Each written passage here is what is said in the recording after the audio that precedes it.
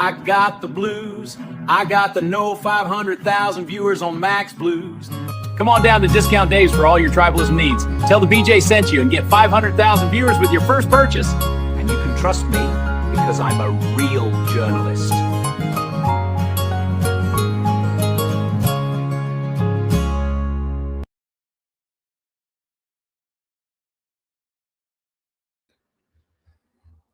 And welcome, everybody, to another thrilling episode of Tooney Talk Wrestling. My name, of course, is Aka Dis, a.k.a. Dis. Man, the layouts were changed for some reason. I guess this is set up for Tooney Talk TV and not wrestling right now. But I would like to welcome you to another episode of Tooney Talk Wrestling. Tonight, we are going to be doing something a little interesting. So our buddy Awful, he's taking the night off, and I had a night with Jake here. So me and Jake, we're going to get into some stuff. We're going to talk about some, who Jake is, what's going on. We have plenty of news to get to, though. We got Brian Alvarez talking about changing AEW's bookings. We got a deep dive into the conspiracy theory involving Sports Illustrated, which I will bring up. And we got, what else do we have here? Oh, yes. Don't forget our Tony video, which we'll get into first. But right now, let me bring on Jake. Now, before Jake gets talking here, I'll answer some questions at the end of the show. I think I'm going to open it up, let you guys talk a little bit. I don't have the super chat bar up tonight because I know, like I said, Awful's not feeling well. Marv is, if you're curious about Marv will be back the next time, I believe, at the Rumble is when Marv's coming back. And he'll be here. He won't be back. I should probably say it right now. You probably shouldn't come to the show expecting Marv or Kev to show up. Awful, probably, yes. Marv, with his schedule and everything, it just isn't working out. Kev has a lot of stuff going on, but we're going to keep the show going, and I'll get into why here at the end. So like I said, if you have any questions, save them for the end. We will kind of go over that. But right now, Jake, how are you doing today? I am good, my friend. Happy to be here. Yeah, no, I'm good. I'm ready for a fun evening for sure. How you doing, buddy? I'm doing pretty good. This show, I kind of had to, throw something together, but I think I did okay. We'll see a lot of I'm being weird right now. I'm on steroids, so I apologize if I sound very hyper or something like that. Disrage. I'm just I don't know. I'm running 1 million miles a minute here. I've been working on this crap all day. I had to edit together videos. Look at this. I made dossiers here. Look at that. Oh, wow. Where in the world is Carmen Sandiego? I said flashbacks. Like, whoa, to the Apple II. I was doing all kinds of crap today. You know what? First off, though, I'm not the only person who's been doing stuff, and I feel I want to show this. This is something that my good friend Awful made. So let's take a look at this. Yes.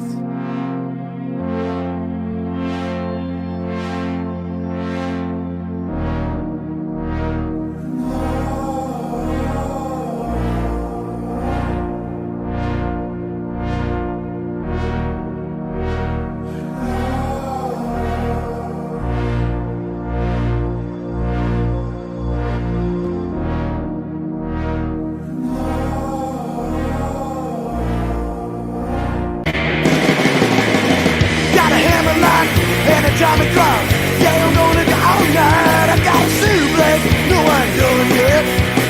When I came to fight, I got a figure four, yeah, so you some more. Yes, AI is a wonderful thing, and I don't use correctly. Yes, absolutely. I know, I understand. We're killing trees, or we're doing, but. Did you see what he was able to take Dave Meltzer out of his background and use his background?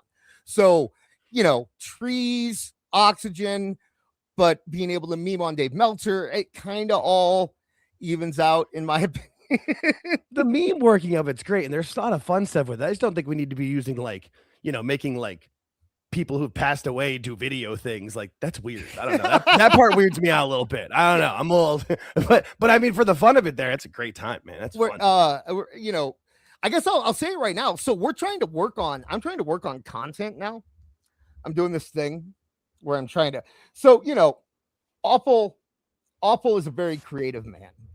and I like to think that I'm a bit creative, and Beard is creative, and so we're, kind of, what's the word I'm looking for? We're trying to hone in on some of the creative directions we can go going forward, because we still want to use this channel as a comedy creative outlet. I'm currently working on a song parody, Nice. which I will maybe I'll give you guys a little did you all okay? Boris asked if we invited Lyric or John Alba onto the show. Actually, this is the SI award stuff is something that kind of just came to me this afternoon, and I really did a deep dive on it. I did email a couple people involved, and I'm thinking this is going to be something that we are going to look into a little bit more going forward. I don't think John Alba or Lyric are going to. Lyric has me blocked on Twitter, so I don't think that's ever going to happen. Yeah, I know. But this is just kind of the introduction to it tonight. I want to kind of lay out the pieces a little bit. But yeah, I'm working on some stuff, and that kind of leads me to if anyone out there has any kind of artistic ability, maybe if you can, I'm trying to figure out ways to what to put behind some of the things we have going forward. Like if I make a song parody, do I want to just edit up some pictures and clips and put them all together? Do I want to maybe have some kind of AI in the background? I'm always open to suggestions from you guys, or if you guys just have suggestions for stuff that you'd like to see on the channel, you're more than welcome to message me. You can email me. What Boris asked, would I have Lyric and John? Hell yeah. I'll have Lyric and John. I will have a lot of people. The only thing about Lyric, I will say, I don't want to get too far into it because we'll get to it later. But I mean, if people want to come on, if people really do want, we had that invitation over on This Is Awful too, and people they always want to do stuff where it's like, okay, we're gonna go off platform. We need to have rent internet space and get a moderator and do all, and it's just like, just come on and talk. Like, I don't think we've ever brought anybody on this show to attack them or to go after them or anything like that. We've invited people on the show that haven't come, but I think that we've been pretty fair in terms of people. We don't go after the chat very often, even if they disagree. I mean, we'll ban trolls and stuff like that, but Boris is a weekly listener, and I don't think we attack him or we're one of my favorite people. Yeah, absolutely. Yeah. So, we're always open to having people on the show. It just, a lot of times they won't even respond to us when we ask them on the show if they don't agree with us. That happened with who was it? What's that podcast? Elite Mob or something? I've heard of it. Yeah, the one that like Grumpy Omega does and those guys. I always say that. I'm like, I'm willing to talk to anybody, but it's a discussion, and like, if you want to debate, okay, but like, I feel like anybody, the moment they start to get heated up, they don't start name calling and attacking with it. Like, cause that's why when we did our show on Spaces on Sunday on Twitter, we initially did it there just because we didn't have much of a following. So to kind of get it out there, but we moderated the entire time. We would only we would be the ones in control of who could speak. And only once, we never had to ban anybody, but there was one time where I kind of got into it with somebody. I'm like, hey, like, calm down. Cause they just started attacking you. It's like, we have a discussion with anybody. Yeah, I mean, I will absolutely I don't mind at all. I like talking to people who disagree with me. I think it's fun. It's fun. As long as, we're not, I think that's another thing too, is that we've never really gotten involved in the whole like brigading and that kind of thing. That's just never been our bag since the beginning. We've kind of tried to stay out of internet drama, even though it tends to find us somehow. Even with people who like you consider friends and whatnot, they will kind of go crazy, turn heel. People can turn heel sometimes. I mean, it's the real way. There's heels and faces. Sometimes you don't know. No, it's an interesting world we're navigating. Yeah, and actually, you know what? I will actually say this. I think that the people who will latch on to you and become friends with you and like butter you up, so to speak, I think a lot of them end up being worse than the people who just don't like you. You know what I mean? Like, yeah, it seems like it's stab me in the back, stab me in the front versus stab me in the back. Like right. Yeah, I get you. Right. Yeah, I'm with that. Almost all the big problems that we've had with trolls have come from people within are not this community. I think the Tooney Talk community and stuff, and that's a big reason. If people, if you wonder why when Marv gets burnt out on wrestling, why this show keeps going, it's because of you guys. Like, I have heard so much from each and every one of you about what the show means to you, how we've gotten you through things, and this show has gotten me through things, and just bringing this community together and done what we've done. We're not stopping. We're going to keep going, and the show's going to rebuild, and the show's going to, it'll evolve and change over time, and people will come and go and come back and go. And that's just kind of how it is. But I don't want to stop something that means so much to so many people just because one of us might be burnt out or one of us might want to break. Like, that's not in my nature. So I will keep, as long as you guys keep wanting this, I will keep doing this. Now, we're adults. There are things that happen. I have my health problems. Awful is running a business. Marv has a full-time job. Jake has 3 shows. Like, everyone is doing stuff. So, you even said it a couple weeks ago. I don't know if it was last week, where you were saying, like, you guys were very lucky that all 4 of you were able to do this consistently for as long as you were. Like, just think of any 4 people in your life of being able to, like, make, like, if you're on, like, I don't know, like a bar trivia team, getting everybody every single week at the same time. Yeah. People have lives. Things happen. It was never the plan. That was never the plan. The plan. That's why if you go back to our early shows. Yes, I remember that. If you go back to our early shows, we had like 8, 9 people on at a time. And it was just because we were trying to build a large group of people. And what ended up happening was me, Awful, Kev, and Marv kind of just always showed up. And then other people would show up occasionally. We'd have Mish, we'd have Travis, there'd always be somebody that popped in. But for the most part, that was the 4. And eventually it was going to go back to the original plan. Here we are. But that doesn't mean that we aren't going to produce content. I think that this month, I will say, this month is a little slow, and I'm getting back into full health. Awful is kind of trying to learn to juggle his new channel with his job and that kind of thing. We're all in kind of a transitional phase here, and excuse me. Honestly, guys, if this is where you get off, right? See what I did there? Hey-o. That's not what I meant, though. If this is where you're hopping off the ride, we appreciate all the support you've given us for the past 2 years. We hope that you give us a chance in the future. But, I don't want you coming in here and expecting something every week that you're not going to get anymore. I am working on new content. Like I said, I do have a song, and if you guys stick around, I might give you a little preview of that. I do have plans on how to grow the show. I'm going to start segmenting the show and putting up clips and trying to get more people in, like new listeners in, and just change what we are. I have my buddy Michael is going to be coming in probably next month as soon as he can get his work schedule figured out. He's going to start coming in on Tuesday. So there's movement going forward. It's a process, and we'll get there. And I appreciate every single person who is sticking with us. Hey, you guys want to do, as the chat's talking D&D, you want to do D&D? I'll run a D&D game for you guys if you want. We could do a community D&D session. I used to, Jake, I used to be on a D&D podcast, by the way. I know. I didn't know that, but I'm not too surprised. I played some D&D in my time. I was more like D&D adjacent, though. I would be around in different stuff. I played similar games like those, though. I was a theater kid in high school. I was a nerd at different times. Absolutely. I love that stuff. I did. I was a very popular. I'm not going to mention the name of the podcast because, it's still around, and I don't want to. But I was on a very popular D&D podcast, and one of the main members of the show. That ended because of health stuff. But actually, I am talking to the guy, so I might have an announcement about that coming up soon too.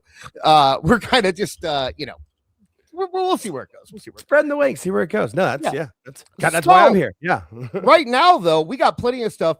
We're gonna get into super chats, and then after super chats, we do have a Tony Khan video. There's someone said that this is turning into a Tony Khan video. Well, we got one for you. So First off, we got Ewan Cumia for $5. Let's see. Ewan says, can't wait for Tony at the draft again. Will he embarrass his family again? Glom Gold. Glom gold, glom gold, glom gold, glom gold. Oh, Tony at the draft. Did he? So I last year wasn't neck brace year, right? Yo, I believe it was. Last Wasn't year? it? Or was it the year before? You know what? It might have been 24. I want to say it was 24. I don't think it was 25. No, like I was totally confident. As I said it, I was like, no, I think that might have been 24. I don't remember. I Because go ahead. Yeah, I was just thinking like with Jack Perry, because like if he'd have done that, well, that's like March, April. If he'd have done that, and then he already would have been babyface now, I think it took longer for him to turn because he was doing that. I drive the black short bus around the town for a bit first. So yeah, I think it was 24. Dial, real quick before we move on. Dial said, I think there's a D&D game around wrestling. There is. And actually, the funny thing is the podcast that I used to be on was originally supposed to be a D&D wrestling game. And it's very complicated. And none of us knew how to play D&D. So we decided to do the regular D&D.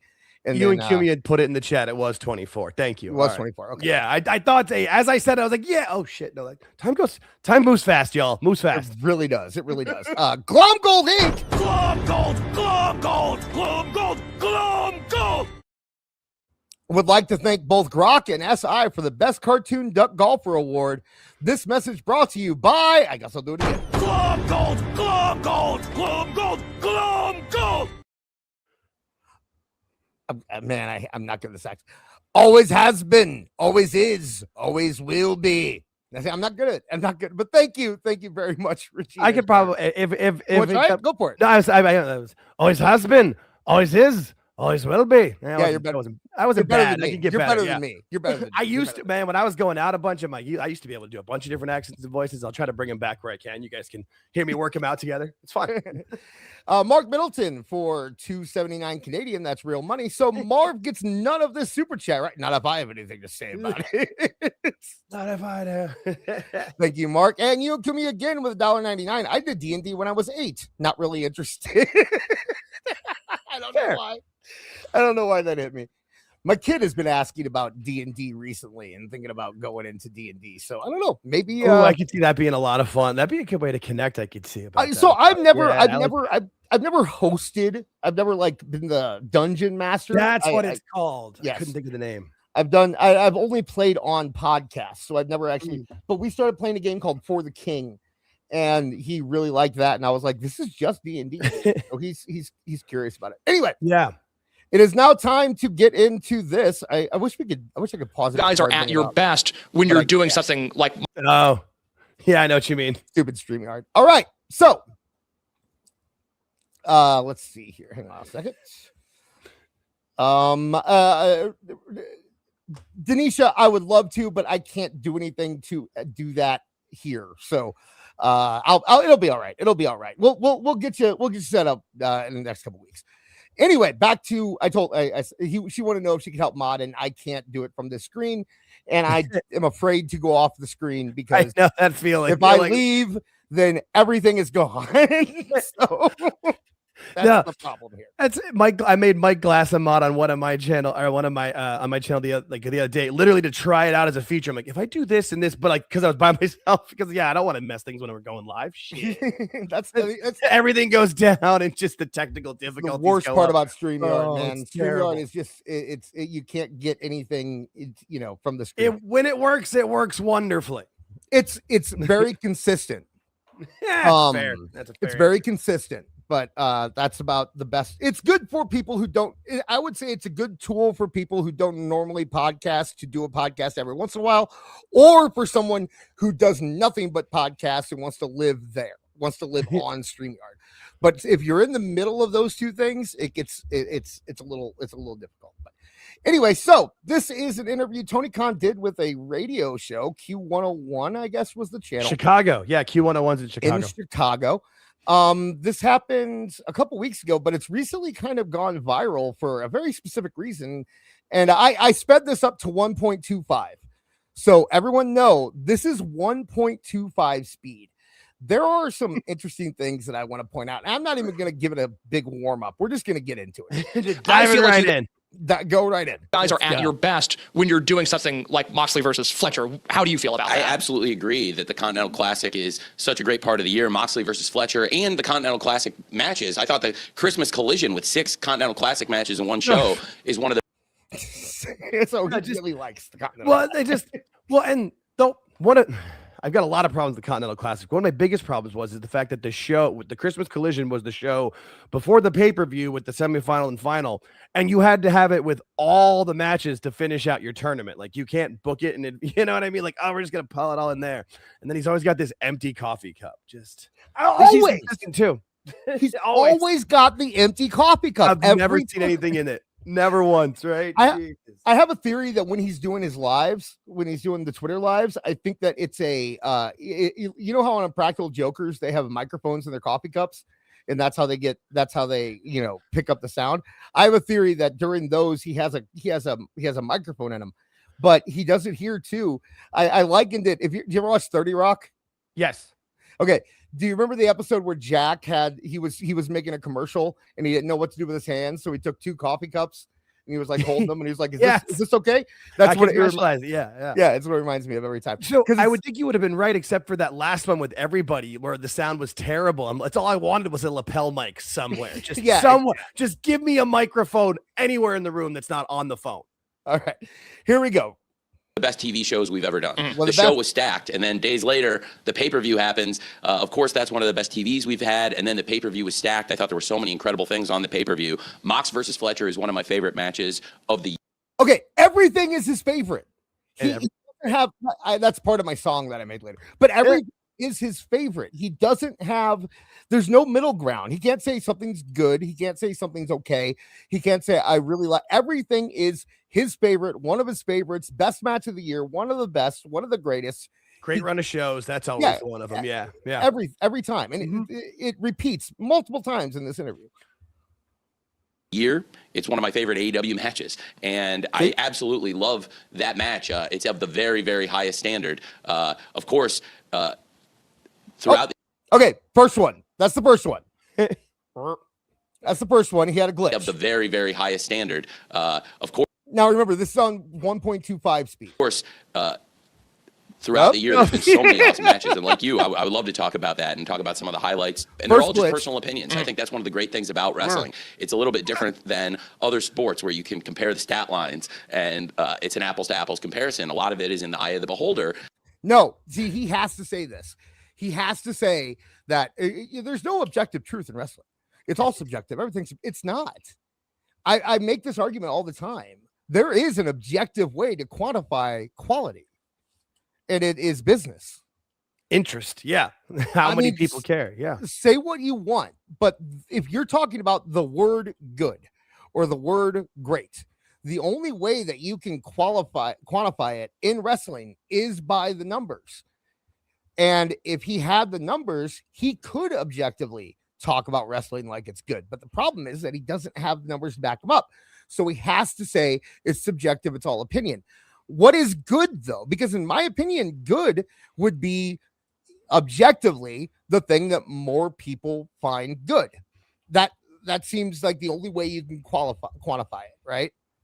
I mean, generally, because it's not like it's like with movies that don't make money but do well with the critics, let's say, or do well, like, Shawshank Redemption didn't make money in the theater but did well later. So there are ways in other things. But with wrestling, for me, it's like, the numbers are, it's the houses. How many people are you getting into your houses week after week after week? I don't. Come on, Regina. I didn't say it yet. Everyone like and subscribe, of course. Leave us. I'm trying to tonight. I wanted to kind of be loosey goosey. I didn't want to push. No pressure. We're just having fun. We're just having fun here, guys. We're just having a good time. That's what I keep trying to tell myself for tomorrow, because I'm going to Dynamite tomorrow. So, oh gosh, dude, sorry. It's 3 light rail stops from my condo, and I'm doing it for my own channel. It's like that, like the live show we do on Thursdays. People want to hear from it. It costs you what, $30 or something? I think we have my buddy and I are going, and we've decided we're gonna wait and see like day of, because usually tickets are either cheaper or for like WWE shows they open up better seats. But with this theater, the seats are the seats. But yeah, we haven't done it yet, but he's meeting me here at like 4:00 tomorrow. We're gonna roll over. It'll be fun. I'm having fun. Dude, I'm Awful doesn't get this, and I have this conversation with him all the time. There is something great about going to bad wrestling with a friend. Yes, I was terrified when I thought I was going by myself. When my buddy committed, I was like, yes, this is going to be great now. Yes. I'm in. Let's go. You can have fun because the fun part is that this is the report I want from you. Whatever you do, you can talk about whatever you want on your shows. I don't care. This show, here's the report I want from you. Okay. Deal. I want you to tell me if the fans in person are more normal than the fans online. Because that's my schizo theory about AEW, is that the people that go in person are more just like people who will go see whatever wrestling comes to town. Sure, yeah, and they're not. You know what I mean? No, 100%. I'm trying to think. They had this show because I live right near downtown Phoenix. And so they had the show in like 2022. Actually, it was the last show they drew 1 million viewers at where the Suns play. Now they're doing like the theater a half mile away. That's like a 5,000 person venue. I'm trying to remember, like the lady that sat next to me on the one side for my buddy was a little weird and had no teeth, but she loved wrestling and she was fun. But I don't really remember much of the other fans. I kind of blocked it out, but I wrote it down. I will do this. Yeah, I'll take notes. I got the lady with no teeth is kind of just a staple at every wrestling show. I was just gonna say, yeah. I mean, what wrestling show is she not at? Yeah. I think the big thing at AEW would be are they the pretentious smelling neckbeards that, because I don't think those people actually pay to watch AEW or will support AEW. I think they just really like pretending they do online. Yeah, and, I get for some reason I'm doing the Bill Clinton thumb right now while I'm talking.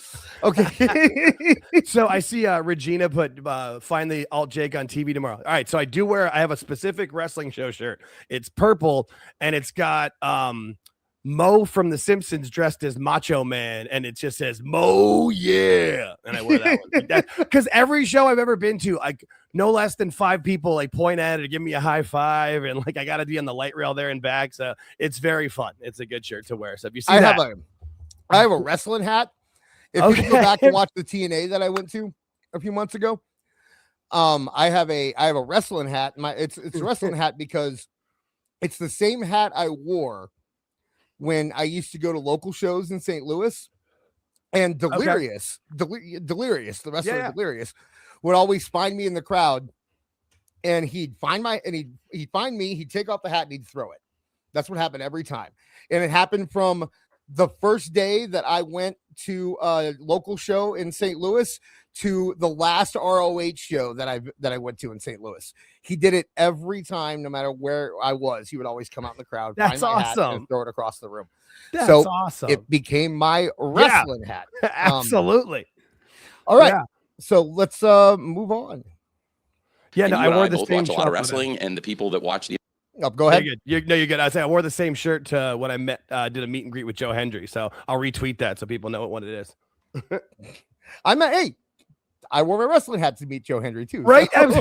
Yeah. It was right before, it was like February of 25. So it was like right before he got up signed and like went to on WrestleMania. So it's like $40. I'm like, I'll do that meet and greet. Actually, with the same friend I'm going with tomorrow. So works out. How popular was it? How many people were there? I would say, I mean, it went out from outside the building to like into the parking lot. I'd say there was at least 400, maybe 500. That man draws, man. When I went, he was TNA champion too. Yeah, when I went to the TNA show, he had a crowd that before the show even ended, his line started forming, and it went through the actual arena where people were watching the show and around the back. He got the only people who got more than him were the Hardys, and obviously, okay. I was gonna say not the worst to lose to. No, that's good. Yeah, that works. That makes sense. That's awesome. All right, let's get this going here. Interviews we do, I suspect many of them watch a lot of wrestling. So I have to say, I thought the pay-per-view embodied so many great things about AEW, but really, if you talk about the TV recently, I think to your point, so much of it has been very serious wrestling because the Continental Classic has embodied the show. I think one of the great things about the Continental Classic and Continental matches is that they set the company apart with a different style and a set of rules that I'll never have anybody out there. Nobody ever will interfere in these matches, and they are one-on-one fights. So I do think that having something that is so different from what you see anywhere else in pro wrestling is very, very special. But I do think having a blend of different styles, you know, and again, it's in the eye of the beholder. My father. Oh, here it goes. This took is me good. to some wrestling. So, okay, there was another pause, by the way. And yeah, this is where he starts talking about his dad taking him to ECW back in the day. And I like this part. Like eye of the beholder, he's been saying a bunch, and that's like with his lives before Dynamite. Everybody's looking for a fight. He gets phrases and he just runs with them. Boom! Look who's here! Oh my gosh! I didn't do it, but I'll do it now.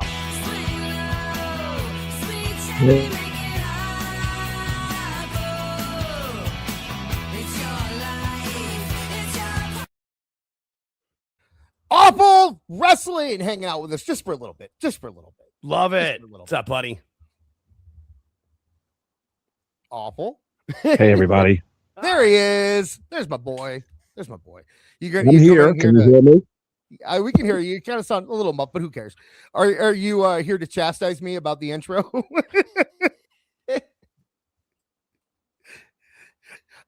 No, not at all. I'm here to watch Tony Khan make a fool of himself. Oh, beautiful. We're in it. Oh, Beard's here too. Welcome, Beard. Look, the whole gang's showing up. The whole gang's here.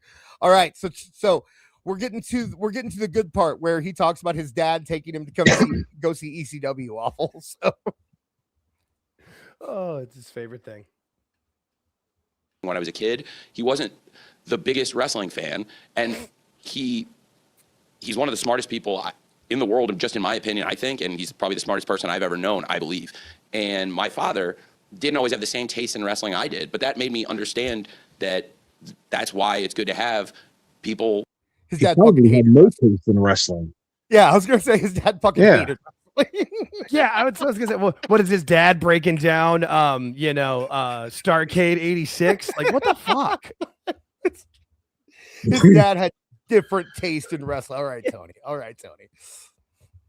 Of all different styles and people that draw different viewers into a promotion, because you want to have people coming from all different walks of life. And you and I are huge fans who watch a ton of wrestling. And when I went to ECW with my dad, I was very much into Eddie Guerrero and Dean Malenko and so many of the great wrestlers and the matches. And the main event of the show I was going to.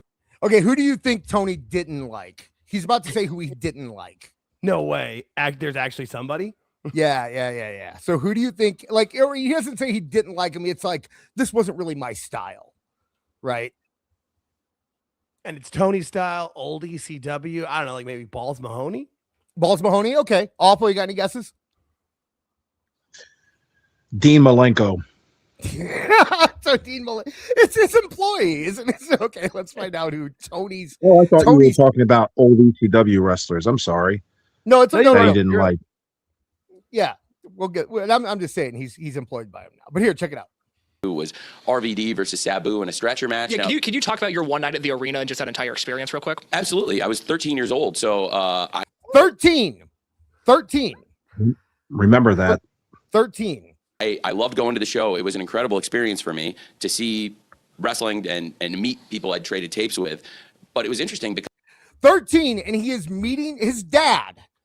Is taking him to an Extreme Championship Wrestling show to meet adults that he traded tapes with. Yep. I don't feel so bad about my parents taking me to the racetrack at 13. Jesus. They probably all had white windowless vans as well. I don't.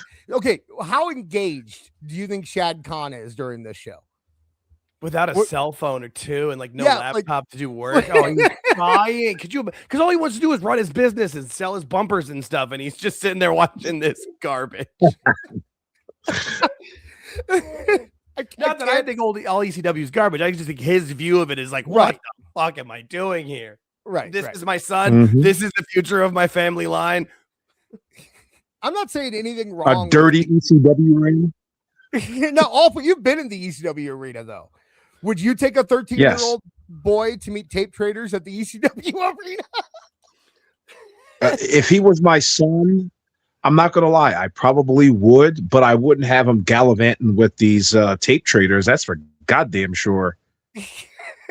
What kind of, I mean, I know the tape traders from back in the day. Like, I was a big nerd and I wasn't even in the tape trader community. Like, the tape trader community was, awful. I mean, Beard in the chat even said that's where Rob, Feinstein came from. So, yeah, let's go on here. Because probably the thing that wasn't necessarily my most here he goes. Stumbling, bumbling. Yeah. Anticipated part of the night would be the Sandman wrestling. And he didn't like Sandman. I mean, Sandman was because Tony just likes wrestling. He wants wrestling. He just wants to see. That's why he said Eddie Guerrero and like that kind of stuff back then. He doesn't want to see. Sandman was all his entrance. He was bleeding. He was juiced by the entrance and drunk. But it is funny considering that half of this interview is about how great Mox is. And man, that's a fair statement. I think there's plenty of people that would argue that Mox is not that far away from Sandman. No, not at all. Dad absolutely loved the Sandman's match and hitting people with the cane, and it was his Dad favorite loved thing. Sandman. And I think the greatest wrestler of all time is Steve Austin. And when Steve Austin had launched the Stone Cold and just really broke through to new fans, I had always been a Steve Austin fan. I grew up as a 7-year-old where I was like, if I could have drafted one player for the future, because that's who JR said should be the number 1 draft pick, he said Steve Austin. And JR said it, so if JR said so it, that's obviously the person that has to be the number 1 draft pick to Steve Austin. But I have to bumble over my words because I couldn't possibly say something good about anything involved with WWE. But I'm going to really try to make my words sound intelligent, even though I have no idea what I'm about to say. What? And he's trying to say that he liked that Steve Austin was better in WCW as a wrestler than he was as Stone Cold, which technical, like for that part of it, sure, because Austin will tell you that after he broke his neck, he became a brawler. But like, that's what got over because it connected with the audience. There's your problem, Tony. You liked what not everybody liked, and then don't like what. Jesus. Yeah. Dustin Rhodes would be the guys you would be building your company around if you started in 1991 and you were looking for the 2 best prospects. Steve Austin changed a lot. His presentation evolved a lot, and it brought in a lot more people. And I loved when he was wrestling Ricky Steamboat, but there were a lot of people that wanted to see him brawl and do a different presentation. Now, when my dad said that, that spoke to me because even though the Sandman wrestling, I like the Sandman, but it wasn't necessarily the person I would list as the number 1 or 2 person I was interested in that night. So I thought that was interesting. So different people have different things. I say this because World's End, the Continental Classic, my absolute favorite time of the year for so many reasons. My dad's favorite part of the show was Orange Cassidy and Timeless Tony Storm last night, by far. He coming out of the weekend, which to your point, there's moments that are light moments, they're fun moments. They're both incredible wrestlers. They get biggest reactions out of almost anybody in AEW. They do great ratings, and they're both great wrestlers. But it's okay to have fun too. They do great ratings. That's what I was waiting for.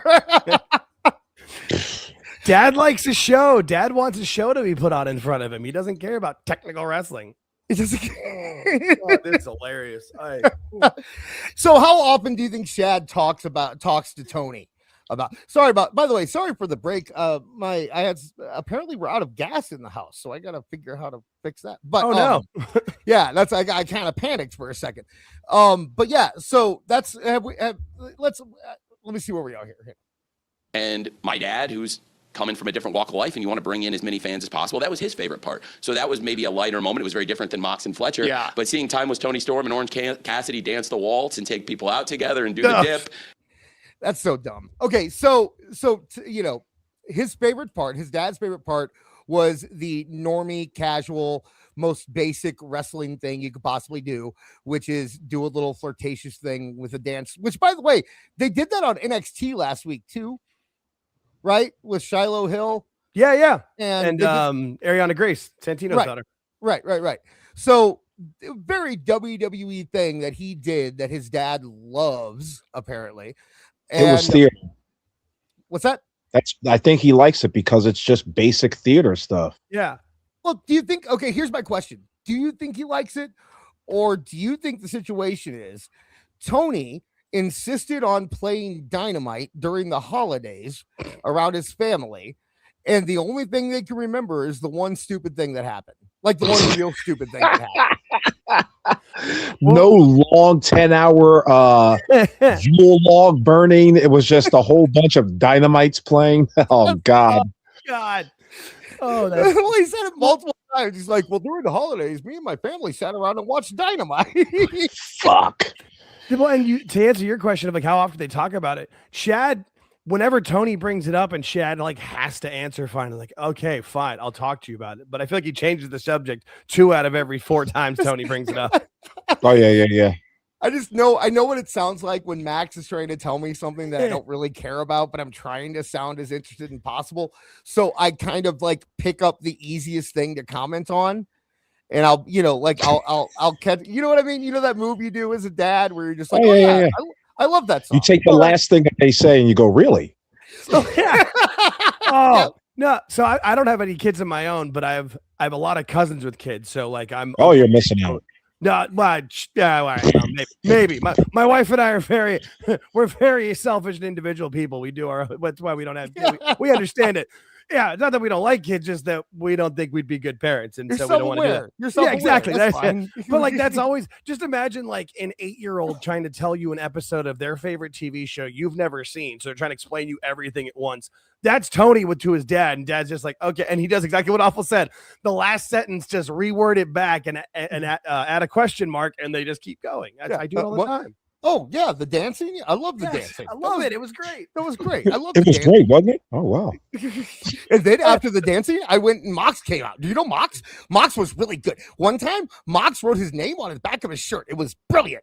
But you'd really like Mox because Mox likes Sandman, and I know you like Sandman, so you'd really like Mox. But anyway, so Mox came out, and people were booing Mox, but then they cheered for Mox because I made them cheer. Okay, sorry. He said that was by far his favorite part of the show. So that's a valid opinion too. And it's good to have a show that brings all different parts and different kinds of wrestling and different kinds of wrestlers. I think more than him. And now we're seeing maybe. I couldn't do that anymore. I had to skip to the next question. This is about this is the last one. The last one, by the way, and I'm not even halfway through this. This one is more just him reach his apex. I've enjoyed his 2025, I think, more than any other year he's ever had. I could absolutely agree with that. I think Jon Moxley is one of my all-time favorite wrestlers and one of my all-time favorite people. Okay, so far, Jon Moxley is one of his all-time favorite wrestlers. He's one of his all-time favorite people. His match against Kyle Fletcher was one of his all-time favorite matches and one of his favorite matches of the year and of all AEW, yeah. And all of AEW and all of Continental Classic. His match, when he went and saw ECW that night, his favorite match, like everything is his favorite. But this getting on Mox thing is just listen. Jon Moxley's so important to the foundation of the company. From the very first show, he's been here, and he has delivered this year. I agree with you. This has been my personal favorite year also. His personal favorite year. I know he's really enjoyed this year, and that makes me very happy. He's somebody who also takes wrestling very seriously and works very hard. The only person who's been at every AEW event this year, besides myself, is Jon Moxley. And he works so hard. He's a leader in the ring and out of the ring.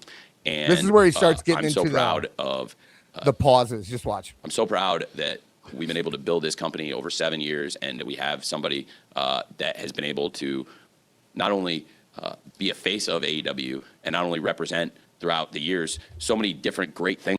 What do you think guys like the Bucks and Omega and Jericho and those guys think when they hear Tony calling Mox the face of AEW? Well, I'm glad you brought that up, because when I was hearing him say this and the way he's talking about Mox, and you go back and think about it, it's like, who were like the big stars of the first Dynamite? It was like Cody, Jericho, Mox, essentially, because they had the most name cachet because of WWE, and what, maybe Omega and a couple others, but like who's left that's there consistently that's getting decent reactions? It's Mox. I see why he's doing it, but it's because he's all he has left. Yeah. Awful. What do you think about? You think Mox would be the face of AEW at this point? No. I mean, I thought actually Moxley was just going to come and go. To know that he's been there since day one, and to hear Tony elaborate on it, it is remarkable. But do you really want Moxley as your leader? Like, imagine a wrestler going up to Moxley like, hey, Mox, I did that one match. Any pointers you got for me? Yeah, dude, use a cinder block next time. Not a cinder block. Remember who got yelled? Yeah. Tina Sharp got yelled. It'll be great. Be It was about awesome. the company, and so many of the greatest events and moments involve Jon Moxley. But he's a fantastic person, and I'm really glad that people see what a tremendous year he's having at the beginning of 2025. And it's all opinions. Okay, this is, by the way, this is where he goes on to explain how no one understood. We misunderstood Death Riders. It's our fault. It's our fault. We misunderstood the Death Riders. Yeah, Right. But I felt like from some of our tape trading brethren, some of the hardcore wrestling fans, Tape I didn't traders. feel like enough Shout out. people in the hardcore wrestling community understood what The Jon Moxley was doing at the start of hardcore wrestling 2025, community. and nobody could have known. Yeah, see here. This is look, the tape traders, they understood. The mock stuff is deep. The tape traders In the hardcore wrestling community understood what Jon Moxley was doing at the start of 2025, and nobody could have known how banged up he was. What do you mean by they didn't? So the tape traders, the real wrestling fans, they understood when Jon Moxley was suffocating Bryan Danielson with a plastic bag. They understood the art behind it, right? But you plebes, your dog.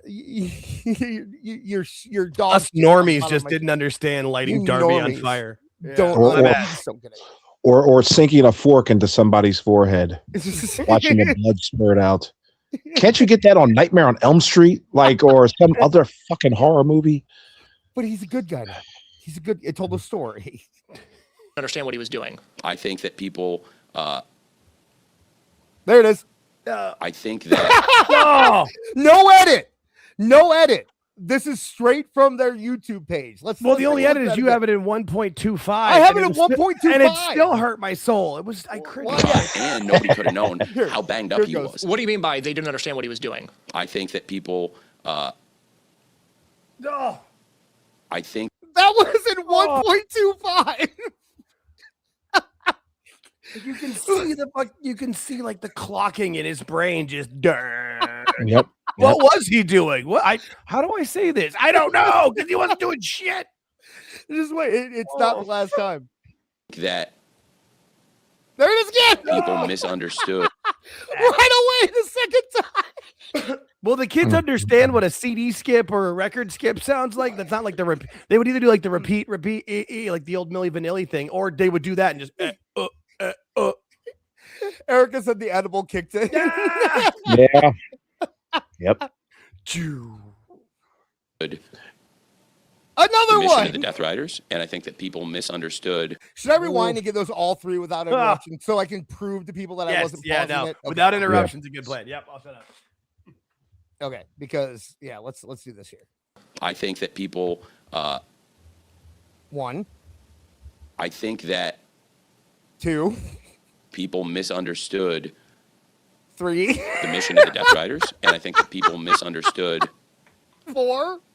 The physical toll that all these years of wrestling had taken on Mox, and Mox throughout this year has gotten healthier and better. And I think that's been part of why this arc throughout the year has been so fantastic. Now, that's not the end of it, but for that fast, do you think they were fucking with him? No, he just had no answer for his Kafka-esque writing style. Ready, Kafka on the Death Riders. I mean, because he's trying to explain the unexplainable. Like, this is why this worked. It didn't. We all know it didn't. We all saw it in real time not work. Just say that, hey, this was a mistake. We want to reset. We're moving forward. Like, that's what a wrestling promoter does. They don't just always say everything's great all the time, no matter what. I mean, even WWE has come out now at this point, maybe not through Triple H himself, but through other avenues and said, hey, the John Cena stuff maybe didn't go the way we wanted it to, but we found our way at the end. But like Tony Khan has said multiple times that 2025 was his best year of wrestling. He has said that those were the best storylines that he's ever made. And now he just has to defend it. But the clip of them going, like, I'm talking about the going to the interviewer and just showing his face. That seems like such them just the editor, somebody. Oh yeah, that's a troll job right there. Yeah. That is a 100%. It's something that I would do. You're right. Yeah. I did. That's immediately I thought. Is this edited by Awful Wrestling? I felt like Mox physically, as the year went on, even as he continued to wrestle, actually got more and more healthy. And yeah, that's what happens. You heal. Yeah. That typically is how things. That's how the body works. He needs to take another swig of that scissor in his fucking cup. Can you believe he has that cup? By the way, awful. He still has that stupid cup. Oh, I totally believe it. The same cup. The same cup. The same Dixie cup. And then I also think it worked so perfectly that as we approached Double or Nothing and the Owen Hart tournament, the stakes around the chase of Jon Moxley continued to rise and rise and rise. And it helped AEW so much. As challenger after challenger came after Jon Moxley, the promotion got a huge boost from this. And it helped make AEW in 2025 very successful commercially. And how? Where? Okay, awful. You go, awful. Go, awful. I got nothing to say. I want to hear more of this bullshit. Spin me more of this, Dion.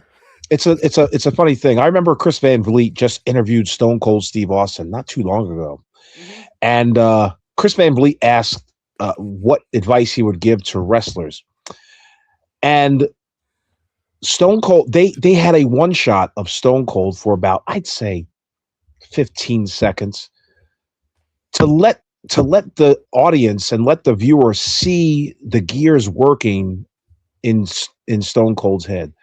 With this, they're not doing that. They're going right to the host because this guy has nothing going on in his head. He's a waterhead. So he's a slack-jawed yokel with his mouth open. Yeah, dude. I'm starting to lose. Well, not that I ever really did have respect for him, but it's just like when you lie baselessly like this on a radio station, do you think these words are not going to come back to haunt you at all at some point? I don't know how this made it 3 weeks without people going all over into it, but this interview is insane. By the way, I want to say I do see our super chats are stacking up. I'm going to get to them as soon as the segment is over. If you guys have any comments to make, you can go ahead and send a super chat. Also, make sure you're liking and subscribing to the show and sharing it where you can. Back to Tony.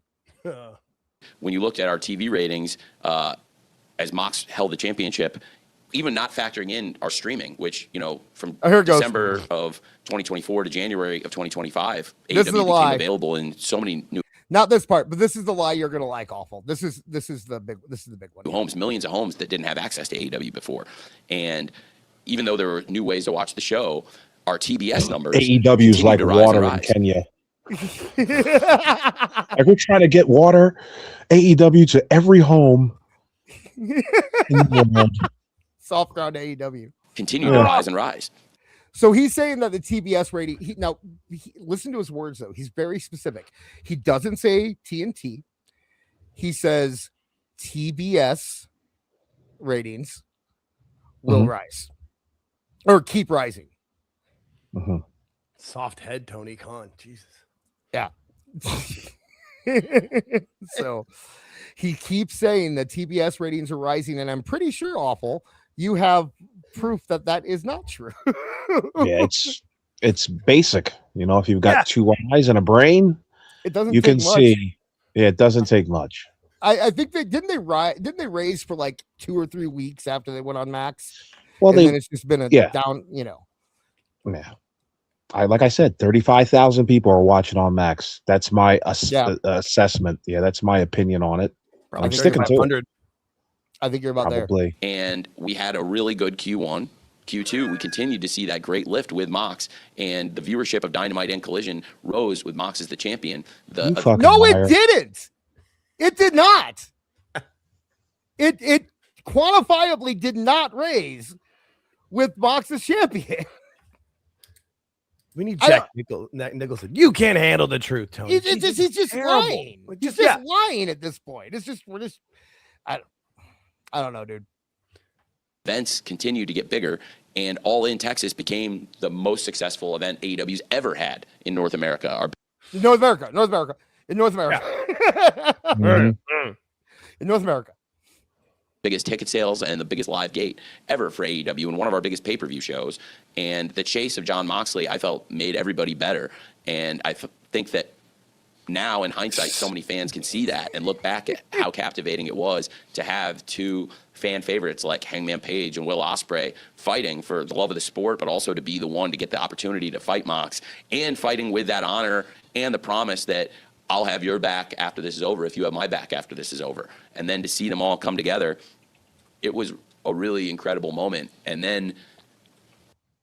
Remember that incredible moment with Will Ospreay? Did everybody forget that Will Ospreay even exists at this point? I have not heard that man mentioned before this interview in months. Bruv. No one cares. Nothing. Nobody cares about Will Ospreay. No one cares about Will Ospreay anymore. We're almost through this, guys. I think as Mox became more and more of a sympathetic figure after that, and the fans saw what he did, it helped make this year's Continental Classic that much more captivating. To think that somebody who was as dominant as Jon Moxley, where you have an entire promotion clamoring to chase him, and then he was able to cultivate the vulnerability where people actually thought he could. What? The vulnerability of Jon Moxley. Jake, you watch AEW every week. What is the vulnerability of Jon Moxley? Explain that to me. I can't, because there isn't any. He's just, I mean, he had those 3 weeks in a row he lost to Kyle O'Reilly because he tapped out, and they were like, oh, he's going to lose his group. And then he won a title. And then he won, and it was over. And no one cared anymore. And now he's a babyface. Yeah. Dude, how do you go a year doing Death Riders, and then he just is a babyface again? It doesn't. He put a plastic bag over Bryan Danielson's head. Everybody loves Bryan Danielson. He's one of the few universally loved people, and he tried to murder him. I can't. My brain. In the Tony, I think, no, you never have, not once. But he almost lost a couple matches, so everyone feels sorry for him now, apparently. Sure. Lose every match in the Continental Classic, absolutely. And they actually believed that. And to have Jon fight from behind and have an entire arena, and it's the same arena where one of the most popular wrestlers, I think, certainly one of my favorite wrestlers of all time, one of my favorite people of all time. Another one of his favorite wrestlers, another one of his favorite people of all time. is Bryan Danielson. And in this exact same arena, just over a year ago, Mox suffocated him with a plastic bag and betrayed his best friend. And also, he's his best friend. When did that happen? When did Jon Moxley and Bryan Danielson become best friends? Did anybody see that happen? I mean, it probably happened on Collision during the Blackpool Combat Club that no one saw, I guess. I don't know. Best friends. Everything has to be about best friends, or, that's all I don't know. After everything Mox did and seeing how unpopular as a villain he was, to have an entire arena coming and cheering for him. Ew. Stop. It was amazing. And I love football so much. And I love football. I was Where did I? What? I was thinking about cutting it there. I thought it'd be funny. Who asked you that? What? Where? What? When you have these ideas, these concepts in football to create an explosive pass play, and it can involve a lot of elements, and there's so many things that have to come together, and there's blocking, protecting the quarterback, and the routes, and all the things that have to come together. He's just saying football words now. He's right. The routes and the thing, and the linebacker, the coverage, the helmets. There's a scheme in there somewhere, and then they huddle. Tackle and there's an interception, and then you're out of the playoffs. Ayo. Got him. They hike and they do the thing anyway. Together to make an explosive play work, and 11 people coming together in that case on a football team to make this thing successful. And in the Continental Classic, there were 12 wrestlers at a time. With Darby getting knocked out, there were 13 participants in the tournament, but everybody. And he loves that Continental Classic. He's so funny. I hate this man. I hate him because he speaks as though he has nothing to do with what goes on in the ring. You are the CEO of this fucking company, and you're talking to us like, hey, Who knew that John Moxley was going to do this and do that? Well, you did, you feckless goof. You wrote all of this. Everything is written by your hand on that little tablet paper. You did this, you bastard. Awful. I do have a clip from this that I want to watch on DIA where we can get a little deeper into it, where he actually talks about the new creative process that he has now. Oh, another one. Did he go back to vertical from horizontal? Did he figure out he's wrong? Yeah, we'll get there on Tuesday here, or on Saturday. So, okay, let's get back to this here. Was so fantastic in this tournament, and I was so proud because I thought the execution of the tournament was so powerful. But to see it all come together, and when the arena got behind Mox, and that Kyle Fletcher versus John Moxley match that you're talking about is one of my favorite matches. That he's talking about? One of his favorite matches again. And to look at the year hasn't said words in and minutes. put that, and then Mox versus Okada, which I thought was fantastic. And at this point now the crowd's behind Mox. It's happened. Yep. That shift, that organic, that feeling in the arena, it was there. And I thought it was incredible. And of course, John Moxley's one of my favorite wrestlers. Again, one of my favorite people. And to see him regain the respect of the fans after everything that had happened, after he suffocated Bryan Danielson and all the deplorable things we saw the Death Riders do, and to watch people forgive him in real time. Wrong. There was no redemption arc. There was no redemption in anything that John Moxley was doing. It's not like he went on a long losing streak.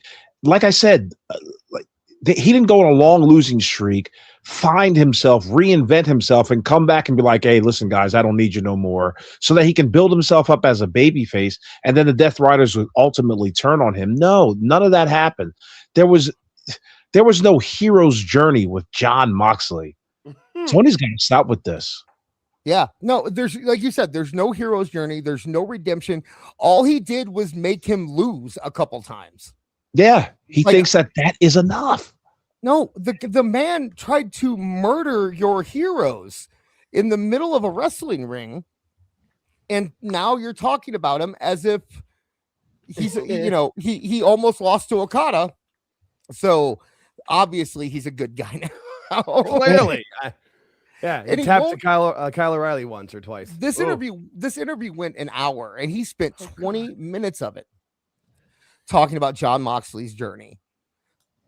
And it makes me feel like he thinks it's some big triumph.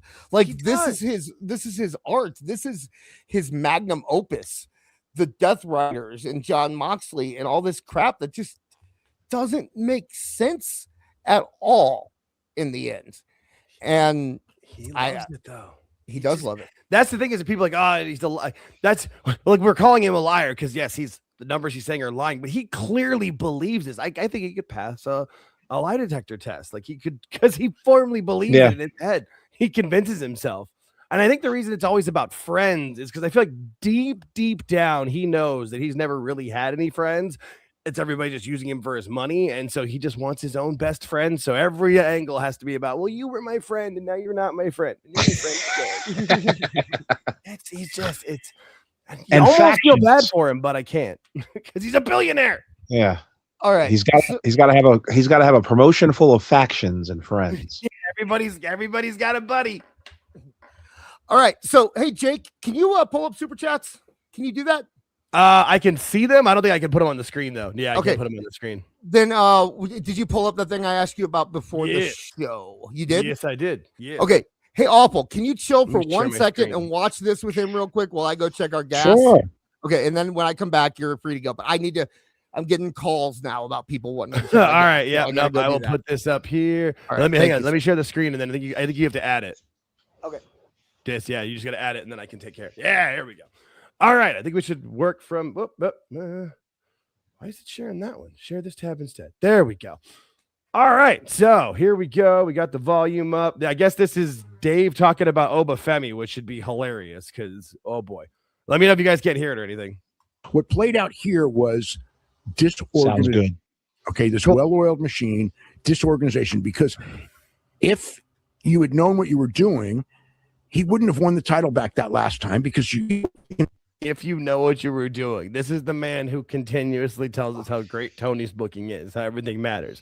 Obafemi not losing the NXT title, beating Leon Slater, and then vacating it wasn't the best decision for him. Like, we watched this live last week. I think all three of us thought it was the best. It did absolutely nothing for Asuka.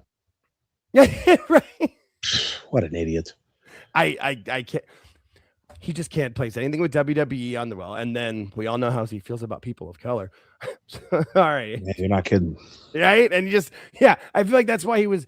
I mean, because he tried to do it with Trick Williams when Trick was first getting over. He was always trying to badmouth him, and then he's quit because Trick got over. And then he tried to do it to Javon, but it was for shorter because Javon's over with everybody. I've never heard him talk about Oba before, so this is fun for me. Like he literally just won it back. I mean, it just happened. I'm sure what happened was he showed up at Saturday night's main event and blew everybody away, just like Javon. Because they weren't watching them in NXT ever. They never talked to Sean. They don't know what's going on in NXT just because you guys don't watch it. They don't have production meetings. No, never. No. No, they don't. They've never met before. Triple H has no idea what's going on in NXT. It's not like it's Vince anymore, guys. They're acting like it's Vince because, that was the old story that they would hide people from Vince that were doing well in NXT because he would try to ruin them. Look at what happened to LA Knight as Max Dupree, right? And Walter to Gunther, but Gunther made it work. And they decided, oh my God, we need them up on the main roster. You know what that means? You know what that means? It means they don't watch their own television. Well, they don't. You just figured out in November. This was planned the whole time. Sorry, I can't. This hurts me. This is why I can't listen to you guys. I really can't. Oh, I can make this full screen. Why am I not doing that? There we go. Vaughn Evans and Obafemi, you just figured out in November. So, where have you been for the last 2 years? Okay, so you can't spend 2 hours on a Tuesday watching your own show. It's got nothing to do with that. I can. It has to. That's the arrogance of WWE in the sense that if it doesn't happen with these motherfuckers are talking to us about arrogance. Sorry, Tony just told us how John Moxley versus Kyle Fletcher was one of his favorite matches in AEW, where they almost killed Kyle. Straight up almost murdered that guy. Like, they dropped him on his head. Sorry, this is why I don't cover Dave a lot on my channels, because this is what happens to Jake. I go, damn you, Dave. I fucking hate you. At least I can laugh about it. But Jesus, it's just so wrong. All right, here we go. All right. It doesn't count. And our stuff is so much more. Arrogance is being too kind. At this point, it's stupidity. Like, it's been a long time. I'm not going to argue that it isn't. I mean, it's. But this is just the mentality. Until you prove it in front of their audience, they're not going to take the reaction seriously. And sometimes there have been people who have been over in NXT and they bring them to the main roster and they don't get over. So okay. Like that. Do you know why? Here's the thing: you cannot judge NXT wrestlers' perception on the main roster by what they do in NXT. You can't. If you did, Tyler Bate would be champion right now. Pete Dunne would be champion right now.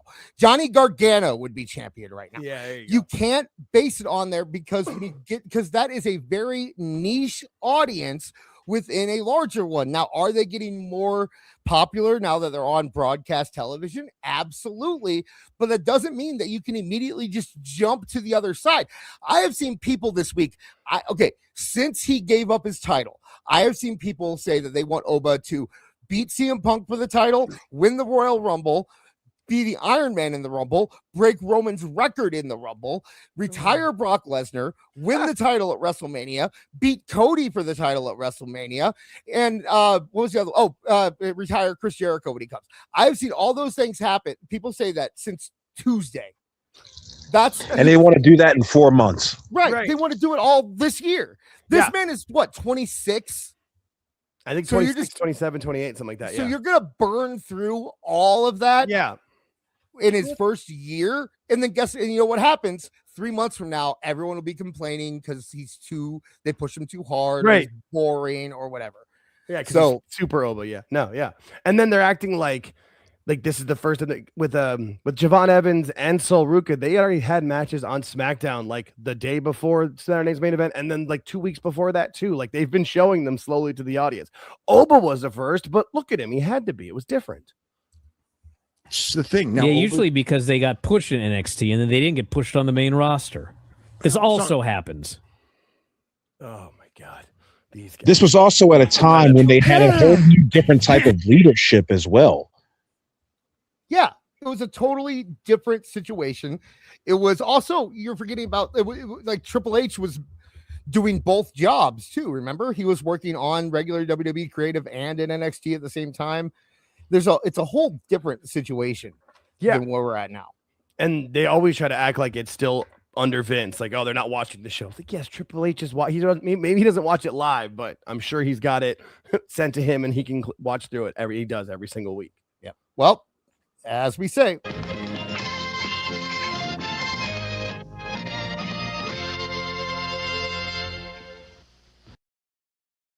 that's Dave for you. Thanks for I don't know, listening. We're not done yet. I was gonna say thank you for taking over there for a second. Oh, absolutely. I am out of gas. My propane is out. Yeah, I live on property. My parents live on the same property as me, and they're like, my gas isn't working, and the propane thing is close to my house. So I went out. So they wanted me to check, and I couldn't check. And then the gas company called, and they're like, we need to know by 8. So or it was already past 8, so I had to run out there and do it. Anyway, awful. If you want to back out, now's the time. You ready you want to stick around, or are you going to hang out? What's going on? I got about 10 more minutes in me. All right, let's get through some super chats. How does that sound? Hell yeah. Sure. We'll do that. So Regina Sharp for $5. She knows what she's doing to me, doesn't she? Proper prior planning prevents piss poor performance. I did it. Take it. Eat it. I beat you. You didn't get me. Thank you, Regina Sharp, for the $5. Andre Adams checking in for $4.99. I feel like Tony used to wear a football helmet everywhere. Mm-hmm. On the short bus. And he had to hear this every morning. Seats taken. Tony, I don't think it was a football helmet. I think Tony would have worn one of those bike helmets with the mohawk on it to look cool. Oh, you know? God. And the most expensive one his dad could buy. Yep. Thank you very much, Andre Adams. Renee Sharp back for $5. Oh, will you have an MJF blows goat sign for them to take? Are you gonna make any signs tomorrow? I don't plan to be anywhere near that close because I'm not spending any real money on this. I'm not giving Tony any of my money. I don't think you have to spend a lot of money to get those tickets anymore. Maybe not. I don't know. My buddy and I, we've got a limit that we're wanting to spend, and we're gonna figure it out once they've set it up tomorrow. But I just feel like $18 a piece. Yeah. I mean, hey, if I can do that to get up close, sure. No, I've got a limit. How much would you spend on an AEW show? Awful. What's your limit? Probably $60. 60. I'm gonna be honest. Yeah, probably 60. We're both trying to go around 50 and try because we also we want to get, I'm gonna need a drink or 3, and it's a place that's not, like I said, it's not the basketball arena, but it's where decently good sized bands play, and so they charge money for them. Everything's stadium prices. RWLCK17 for $2. AEW Dynamite is coming to my hometown in March. If you go, you should take a Tooney Talk Wrestling sign. We'll show you on TV. Anytime anyone takes a sign for the show, two shows, we will highlight them if we see it. Thank you very much, RWLCK. Okay, he changed it. Just all BBB now for $5. I don't know how I feel about that. I'm kind of sad. The end of an era. How do the wrestlers in wrestler take Tony seriously at all? I can't imagine they do, because they pay him money. No, because he pays them money. He pays them lots of money to do it. Yeah, that's it. It's pay. This Jake, I watched Stone Cold Steve Austin interview Kevin Nash, and that was a pointed question from Steve Austin. He said, were you guys like losing your spirit when when Raw was beating you guys in the ratings? And Kevin Nash said without a hesitation, he said yes. And there was nothing we could do about it. I was getting $2.5 million a year. And if you guys want to pay me that much money to do this and do that, it's just it sapped the spirit. And I've been saying that for years now with AEW. When you're working for anything, I don't give a shit what endeavor in life you are. If you don't see progress and a building up and a growth of that thing, whatever it may be, you lose your spirit, no matter how much they're paying you. Then there comes to the point where you're just apathetic to it all. Yeah. That's where we are now. And it's not just within the company, it's outside the company. AEW is in apathy mode. No one really cares about it except for the people who need it to survive. Right. And I'm not even talking about the wrestlers at this point, because I think a lot of the wrestlers don't care. I mean, do you see Dax disabled? He cut down his account. Dax is even gone now. I'm talking about the hangers, the cultaholics and the what cultures. Yeah. And those guys who wrestle Brits. Yeah. Twin Brits. That's good. Without AEW, without that constant, they lose their grift, I guess. And I know I kind of don't like the word grift, but it's a definite thing when you're looking at it where, like, here's a good example. I use Vince Russo as an example when I'm talking about this. Vince Russo, not even Vince Russo. You know what? Not Vince Russo. Coach was the most anti-AEW, hardcore, loving WWE for the longest time until people stopped caring about AEW. And now he has to switch to over the top, hate WWE. Everything they do is terrible, because now he gets the rage clicks from the rage bait. When you do it with AEW, you get the rage bait, but you also get the WWE fans who are happy to hear it. But when that goes away, you have to get that rage bait, and they're doing it now for WWE, because like his opinions just changed on a dime. Like they are completely the opposite of what he thought a year ago. Now all of a sudden, I think that's what Dave Meltzer's doing too. Like, but it's very, very precise. It's very tactical. I think the comments that he was making earlier with me and Jake about Obafemi, I believe that's designed to rage bait. I think he's at the point where he can just say anything at this point, and people will pick it up for content usage. And I know I sound familiar like somebody, but it's nonetheless true. Like it's like Dave knows how to pine on people's sensibilities as far as pro wrestling now. He's a master at it. No. I think you're giving Dave too much credit. I think Brian coaches him on it. If you were leads him Brian, at least, he doesn't coach. He says Brian, certain things to push him. Yeah, I get right. You. I think Brian is fully aware, and Brian's definitely doing it. But I think Dave is giving his legitimate, because his opinions are the exact same opinions that he gave 20 years ago. Right. It's he hasn't changed. It's just that I think that Alvarez knows how the internet works and knows that and cares about the future. Dave clearly is like, once this all falls off a cliff, Dave's retiring. He's was it like Pete Carroll at USC? Like they were getting all the sanctions, and Reggie Bush got his Heisman taken away, and Pete was like, I'm going to the NFL. Peace, bitches. Like that's what Dave's gonna do, just do retirement. Same exact move. Oh, you guys are in trouble. Deuces. See him with $5. Forget the Epstein files. I want to see the tape trader files. Why not both? Probably some crossover. All I'm gonna say. I could probably find some old tape trader files if we really want. That would be interesting, wouldn't it? To look, because those tape trader lists are probably still floating around, where you can get people's names and stuff like that. I bet it might be kind of fun. I bet you half of them that today are offenders. Check it on the SA registry. Yep. Cross reference. Andre Adams $4.99. Tony's built like his subscription to normal ran out. Thank you, Andre. He only ever had a 30-day trial. That's all he's ever had. He doesn't know what to do. Mr. Jamie Jam for $4.99. When TK said people misunderstood, he obviously means the casuals. I book for the sickos was said for a reason. Multi-time booker of the year, folks. Thank you very much, Mr. JBJ. He also he doesn't say sickos in this interview, but he does go on to say, I want you to spread the virus when talking about Collision. Oh. Jesus. Like we're saying, is he Opie Anthony now? It spreads like a staph infection. Yeah. I don't think anyone wants that virus, but the Collision virus. Yeah. Oh, you know what else he said awful? I'm gonna probably pull this. He said that his favorite time to go back and watch, and I'm only telling you this because we read the book, was he loves going back and watching the pandemic era shows. Yeah. I bet he does. I've heard him talk about the pandemic era like it was like, you know, the land of milk and honey.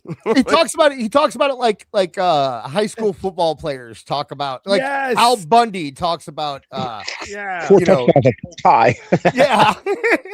That's his glory. Those are his glory days. Yeah. Yeah. Some people peaked in high school, they peaked during COVID.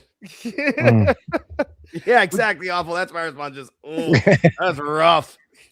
Regina Sharp for $5. I'm convinced that Tony thinks these interviews, his hype shorts, count as story for the shows, and it's our fault for not watching all this crap. Always our fault. Totally believe it. Yep, I believe it too. Thank you very much, Regina.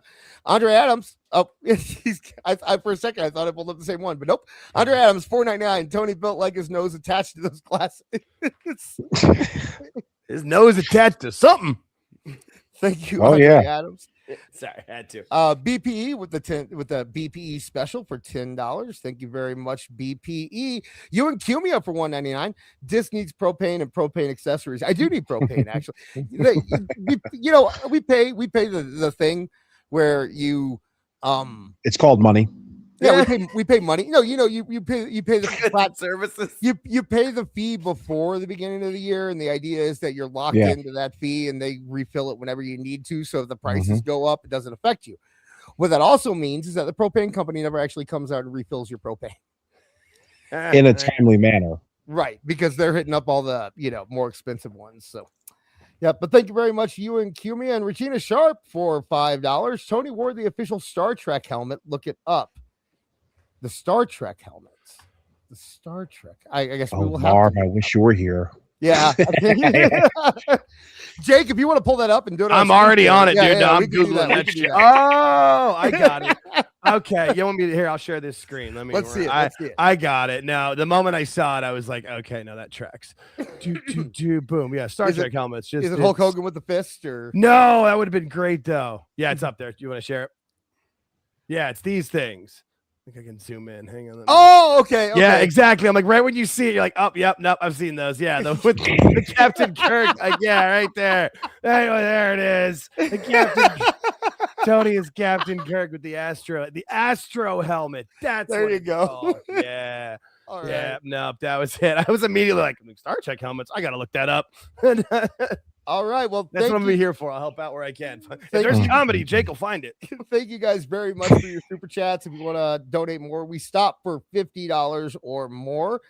And we will be getting into some more of those after our next thing. Awful, you gonna hang out for the Jeff Jarrett stuff? Or oh god.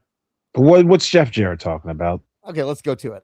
This is Conrad Thompson here. Yes. Bring this up with Jeff Jarrett.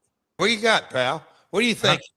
I'm thinking. I want to ask myself, when was the last time Brian Alvarez talked about somebody on AEW that same way? Oh, that's not going to happen, and that's that's my. They're talking about what we watched earlier with Oba. Gotcha. So, issue. Like, I don't follow well enough to know. I can't say that he never. So you may know more qualifications than me, but I'll tell you this: a friend of mine stood about a mile from here in the Von Braun Civic Center. Friend is Jeff Jarrett, by the way. That's how Conrad talks. He expects us all to know this happened. Yeah, right. Mm-hmm. I need to give context for Conrad. And cut an impassioned promo about a year ago, and Brian Alvarez had an absolute meltdown about it online, that he didn't like it, that he hated it, that it sucked, blah blah blah. Brian's never. And the entire angle was scrapped. Like, I think Brian Alvarez changed your creative. Oh, LK pointed. This is about Alvarez running out Austin Theory. I'm sorry, I got mixed up on the things Brian Alvarez was running down all the time. Right. So what WWE younger star is Brian Alvarez crapping? Yeah, 100%. Yeah, exactly. Yeah. Today, there's a long list. Right. Last year. As a matter of fact, I know he did. Yeah, that's what happened. You did your promo. It was received poorly by Brian Alvarez. People in that side on that side of the fence said, "Oh, he didn't like it. Let's try something else." Wow. He's a shape. He is a tastemaker. The AEW audience and a lot of wrestling fans, myself included, we have grown up reading the Observer because we wanted to know. And Dave would even probably tell you that his goal was to tell you, almost serve as a guide. Almost think about it like it was a food critic, Jeff. Okay. So what he's talking about here is Jeff Jarrett's retirement angle last year. Brian Alvarez did not like the angle. He said something about it, and then it was completely dropped. And boy, was it dropped. Completely. And I will say, to Conrad's credit, I don't remember a lot of other people shitting on it. Yeah, I thought it was well received, and then it just kind of went away. Yeah. But Alvarez didn't like it, and it disappeared. And Conrad is claiming that he knows something. Does he sound like he's saying he knows? Yeah, it? he doesn't sound like this doesn't sound like a guess. Yeah, it sounds like he. But definitely that's my question. Is it yeah. okay? I guess that's my question. Does it sound like he is not guessing, or does it sound like he's just a really cocky, arrogant person who assumes that everything he thinks is true? But I feel like he probably has to know somebody in AEW like that's close to them that probably gave him the heads up, and that's where he's going with it. You know, he's not going to give away his source, but somebody's a mole, not the mole, but somebody's a Conrad mole. AEW Neckbeard in the chat. Not gonna lie, it does irk me when people like Conrad and JD get praised when they do this. Yet when people like me and Awful have done this for years, no one says crap. Yeah. Yep. I think we've all been in those. I mean, not everyone here, but I think I can relate to that, and I'm pretty sure Jake probably relate to that. Yeah, too. no, I say my co-host and I have been doing our Thursday live Dynamite review for I think 16 or 17 weeks now, and yeah, it was probably about week 3 or 4. I started seeing a lot like hate comments in the chat and like weird things on X where people I've seen you guys and Beards interact with, where I've like come to your defense or laughed at the other guys, and all of a sudden they're attacking me. I'm like, yes, the nerve has been struck. Yeah, Beard. Yeah, I mean, yes. Yeah, you didn't have to say that. You and Awful are a different level, dude. We understand. Yeah, no, I don't even have 1,000 followers yet. I don't like. I'm new here. We're not there, dude. Yeah, but I've always been a fan of you guys. I've been a part of the guy well before I was making content or whatever with it. But yeah, no, we got you. But yeah, I just knowing how arrogant Conrad is, yes, I could see it being him just trying to. But it is weird because he doesn't usually go after AEW. So let's keep going. Hey, there's a new restaurant that just opened up. We went in and we tried the so-and-so. You got to go and be sure to check out this dish or that dish. Dave Meltzer was trying to help wrestling and say, Dave Meltzer was trying to help wrestling. Dude, when he said Dave Meltzer's the guide, I'm like, Dave Meltzer's the guide to like my own personal hell. Like, are you kidding me? Dave Meltzer's a guide. Like, fuck you. Trying to help wrestling by standing next to I got a shout out on Andre Adams in the chat. Just Conrad's blood type is powdered sugar ended me. I had to move back from my mic. I roared it out. That one got me. Yeah, I know it's his thing. He gets good jokes. That one got me. Dave Meltzer, I would say, has probably done more to damage professional wrestling than possibly anyone else in the business. I mean, it's like him or Vince, but Vince at least, like in the sense of things. But yeah, I think of him because he's always been trying to undermine it. And if you go back to stuff of like, look at what he wrote in like even the early observers or whatever. People have done read him online or whatever. He's always been a dick and always thought he was the best and knew everything and you were stupid. And he wasn't trying to guide you. He was trying to teach you. But the style of wrestling that he has enjoyed is a style that is a detriment to most wrestlers. Right. And then he talks like it's not. Like, I don't want to see people get hurt, but I'm only gonna give you 5 stars if you strong style get dropped on your head. Okay. What do you think? You think Conrad knows here? Or you think he's suggesting Awful? I saw this, and I believe Conrad in his heart believes what he's saying is true. There's a very strange reaction by Jeff Jarrett. We'll take a look at it. Man, go out of your way to see this. I saw this, and this match was outstanding. It got this many stars. When I was a tape collecting fan back in the 90s, a lot. Add him to the list. He's on the list. Yeah, that's my first thought. Just make a list. And he might be rich enough to make both lists. I was just saying. When I made the joke where there's going to be some crossover, I'm like, there probably isn't enough money to be crossed over. He might be. I don't know. I'm not making accusations. A lot of us looked at these best of compilations, and it would just be, 1 through 12. This guy versus that guy, and there'd be stars on the side. And we all knew as fans, those are Dave Meltzer's ratings. But he has raised now an entire group of fans who have grown up knowing that he's the tastemaker, he's the critic. Do you notice how he almost said groomed? You know, yes, groomed, and then he changed it to raised, so it's a grazed. But he was very close to saying Meltzer groomed our entire generation. You're not my dad. Yeah, he wouldn't be wrong in saying that. No, he wouldn't. But and this is why the IWC is in the fucking state that it's in, is because of Dave. Like this isn't good, Conrad. Absolutely. The Roger and Ebert. Oh, this movie got 2 thumbs up. We better go see it. That sort of thing. But when we're gutting quartering a young guy who's trying to figure it the fuck out, I'm just like, wait a minute. Yeah. And I appreciate what you said when you said, hey, I think Brian has a wrestling background. Would anybody who is a wrestler talk about another young wrestler trying to make it publicly like that? Now that's a fair point. I'm just asking. I've never heard one person who is an active wrestler under contract. I'm not talking about Matt Riddle calling out Goldberg. I'm talking about a young guy. Yeah. And somebody saying, this guy's the shits, blah, blah, blah. It's like, wait a minute. You don't do that.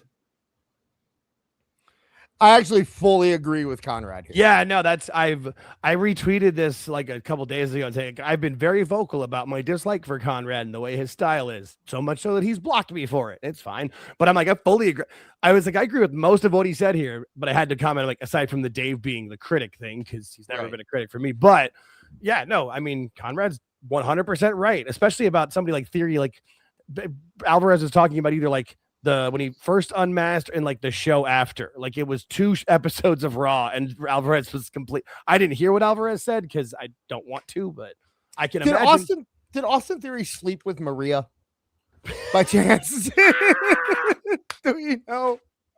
Anyone in the chat? Hey-oh. Can anyone confirm that Austin Theory may have flirted or slept with Maria? I sat in front of Maria Kanellis' mom once at a show because she's from Arizona. Yeah. There you go. I mean, the only time. Yeah, it was fun. Basically the same thing.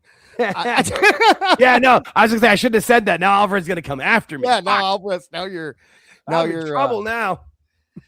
Awful. Do you know about the history between Maria and Brian Alvarez? No, not at all. Oh, that man loves her so much. And the entire Punk thing. Brian Alvarez was the biggest CM Punk fan in the world until CM Punk got with Maria. And since that day, Brian Alvarez has not been able to say a kind word about that man. Ew. Isn't Brian Alvarez married, though? Yeah, this is well before, though. This is before he's married. So the way I heard it was that, like, Alvarez either, like, was pestering her and like got her to go on a date, or was just asking her a bunch and then was told to stop because she's dating Punk. Right. So there was something with it or whatever. But yeah, no, that's his entire hatred because he's a little scorned little short nerd. He loves her so much. And he doesn't do it to AEW. Why doesn't he? Good question, Conrad. Thank you. Although you're asking the wrong person. Yeah. That's real. So Conrad, one thing that you said, I'm going to circle back on, is the mystery has been solved by Conrad Thompson, because I get asked that more often. Hey man, ask Brian fucking Alvarez. He'll tell you. What happened to your story? Go play his podcast, his audio show. But it does piss me off because Awful, you and Beard and the like, you've been banging this drum for years. For years. That Brian Alvarez and Dave Meltzer and Sean Ross Sapp and the other tastemakers and the rest are dictating what happens in AEW, and that Tony is just a lapdog for them. You have been on that. You've been beating that drum for so long, and now Conrad's the hero. Conrad Thompson. Dude, Conrad Thompson's the hero. JD from New York is the hero. Right. You know, it's just like these guys switch up because for whatever reason, something happens, and then they're like, I think I'm just going to go against what I was saying for many, many years. And Comrade Thompson, along with a few others, have done such a thing. What interests me about this whole interview is the fact that Jeff Jarrett seems absolutely shocked to hear this. Yeah. And it's like you can see the wheels turning in his head. But I got one question for Jeff Jarrett. Why did you just not ask Tony? Like, why did this thing stop so abruptly? Do you not have the balls to go up to this little man and be like, hey, man, last week I was with MJF trying to do a promo. This week I'm not even on the show. What the fuck gives? See, Tony Khan could not hack it in the early the early 2000s or the 1990s. Dude, watching that Stone Cold Kevin Nash interview, it opened my eyes to just how soft butt today's professional wrestling is. Like, you can't even go up to your owner and be like, dude, what just happened? I'm no longer cutting promos on MJF. We didn't even have a match. What's going on? That money talks. And also in this PC-driven world, political correctness, everybody wants to be fucking polite.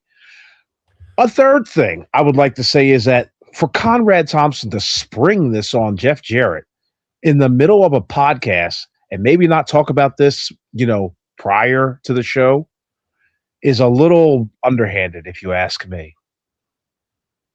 Do you think he did? Yeah, I feel like Jeff's acting. I feel like I'm shocked about it, just because I feel like, because I think they do this live, like for their Patreons or whatever subscribers with it stuff. So because of that, like if this was edited completely, you know what I mean? I feel like they do this live. I'm not sure. I just don't think that he would, simply because I also think Conrad is being smart about this, where none of this is an actual criticism of AEW. Essentially, it's a criticism of Alvarez and his influence up. So Conrad's also trying to be like, let me have the influence too. Like, it's very calculated with it, like anything he does, which is probably why he probably took like numbers of the comments that he sees, and the comments are starting to teeter more towards anti-AEW. So he's just going to go. You know what? No, I believe that this is Conrad got a hair up his ass. I honestly believe that. And I bet up for his buddy. And I bet that he's been trying to get Jeff to talk about it for a year now. Yeah, I could see that. And he wouldn't do it and wouldn't do it and wouldn't do it. So finally he got that opening and he's like, I'm going to do it. I'm going to do it. Because Jarrett, he seemed reluctant, but he didn't seem taken aback. You know what I mean? Yeah. Like he didn't cower at it. I don't know. But this definitely seems like it's been something that's been bothering Conrad for a while. Immediately afterwards, he was after you and it was dropped. He was the loudest voice. But what I'm saying is what those guys believe gets parroted and it gets repeated. Yes. If Meltzer said this is a 5-star match, then by God, I got to go out of my way to see it. And Meltzer said it's good, and I want to be perceived as smart because he's perceived as smart. All right. So Conrad does not like Brian Alvarez. Brian Alvarez responded to this. So let's take a look at this and then we will move on. But absolute pleasure to be here today with the most powerful man in AEW. Hey, someone who can get pushes. I do think this snarkiness makes me so pissed off, dude. Like the snarky, like, oh, you're the most powerful man in AEW. You can get anyone to do anything. It's like, yeah. Well, Tom Lawler is kind of poking the bear a little bit. Oh, you think so? You think so? All right. That's what wrestlers do. Yeah, and I'm not talking about pro wrestlers. I'm talking about he did amateur. It's just like it's something that I would do. Like, hey, you're the most hated geek on the internet. How about that? But yeah, go ahead. Sorry. Erica said he looks like he sells pills to high school girls. Okay. Stopped, started, killed, dead on arrival. As far as I know, not just AEW. Could be the entire wrestling business. The Booker man. Yeah. Brian Alvarez, the taste maker. Yeah, don't mess with me. I'll kill your storyline. Yeah. Too late. Yeah. I talked about this on Friday. It was stupid. I didn't kill Jeff Jarrett's quest for the AEW title. I don't care what anybody says. Yeah, maybe I was talking about it on a show and Tony heard it and thought, hey, you know, I'm not sure that is going to be a good story. But like, that's exactly what the fucker was alluding to. Yes. We're not saying that Brian Alvarez called Tony Khan was just like, you gotta just stop this shit. It's that, and see, it's a great through line that you've got here tonight. Tonight, you've heard Tony Khan talk about tape traders and hardcore wrestling fans and how he listens to them and really takes what they say into consideration. You've got Brian Alvarez, former tape trader, wrestler, and a hardcore wrestling fan, elaborating and expressing his thoughts about the Jeff Jarrett angle. Then you got Conrad Thompson, a tape trader and a hardcore wrestling fan who knows a thing or two about professional wrestling as far as like the back end of it and knows some people. And he's telling you that, yeah, Tony listened to the show that you were on or that Brian Alvarez was on and made his adjustments afterwards. Yeah. Period. Yeah. It's clear as day. And the fact that, like, here, this clip's not much longer, so we'll get through it. Yeah, Brian Alvarez is splitting hairs. Yeah. Than 99% of fans when that storyline. That's not true. It was pretty well received. Yeah. It was getting over. It was something that people were interested in. And you know what it was doing is that it was bringing in people from outside of the AEW bubble. Some old TNA lapsed fans, probably. Yeah. I mean, it was just, there were people that were interested in it. You had like Vince Russo was saying nice things about it. I believe Jim Cornette said something nice about it. You had people who, and so you had a possibility to bring in new people, but no. We definitely don't want that. Why would you ever want anyone who wasn't diehard AEW from day one? No. And because of that, it just went away. I think the only thing you saw negative of it was like people were comparing it to the Cena thing because Cena was going in his retirement tour as well. But like that was the only thing that people complaining about or making a joke about. I feel like it was, but people were at least receptive to it. Especially his promo. People really connected with his promo. I do remember that too. Man can cut a promo. Right? You want to know who Tony, if Tony books for anybody, okay? First off, he doesn't. He only books for himself. Bullshit. But if he booked for somebody. Well, also, actually, he's not, because himself is Dave Meltzer. Right. Like, his entire taste is based on Dave Meltzer, so. Okay, if it ain't me, it's Twitter. He's what? He books for Twitter. I on that thing all the time, looking at feedback. He books for Twitter. I don't even have to. I mean, okay, given, I will say this, Tony Khan. There it is. There's a lot of stuff where Tony Khan will react, right? We see it a lot but it's not, I don't know if he's booking or if it's more of like, he's booking to prove them wrong. Right. It's not like, I don't think that he takes criticism and changes his booking based on it, or will take an idea that he sees. I don't think he does that, but I think he does do the thing where if he wants to prove people wrong, like with the Mercedes. Oh, Mercedes isn't going to lose the title. Fine. We'll have her lose 4, that kind of stuff. It's like, that's how I feel. That's Tony exactly what he does. He's booking for Twitter. He's booking for social media.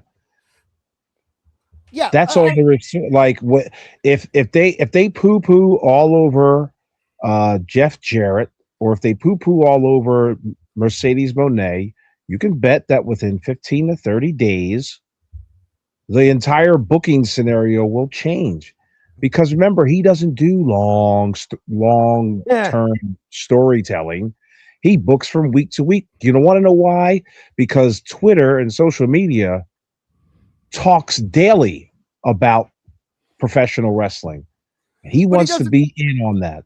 But to book for Twitter, you'd have to take the majority opinion of Twitter. And I don't believe that the majority opinion of Twitter, he's following any of it. Like the majority opinion of Twitter. We know that. Yeah. There's the sicko wing of Twitter. Yeah. Yeah, he just mutes anybody who's ever disagreed with him. So he's got a complete he's just fully insulated in his weirdo bubble. Or blocked, like he did with Yeah. Awful and Beard and I never exactly. got the Yeah. Con block. I'm a little. I feel like it's disappointed. coming with how often you and I both doing the live reviews. It's gonna come sooner. Yeah, than I've never later. gotten the Tony Khan. I found out I was blocked by Ava from NXT today, but I've never gotten the Tony Khan block, unfortunately. So, all right, we got one more topic here, and then we're gonna get into a little stuff with Jake. Awful, if you want to duck out, you can right now, or what do you want to do? Certainly will, my friends. You guys can enjoy the rest of the show. You know what? Before you go, let's run this one more time here.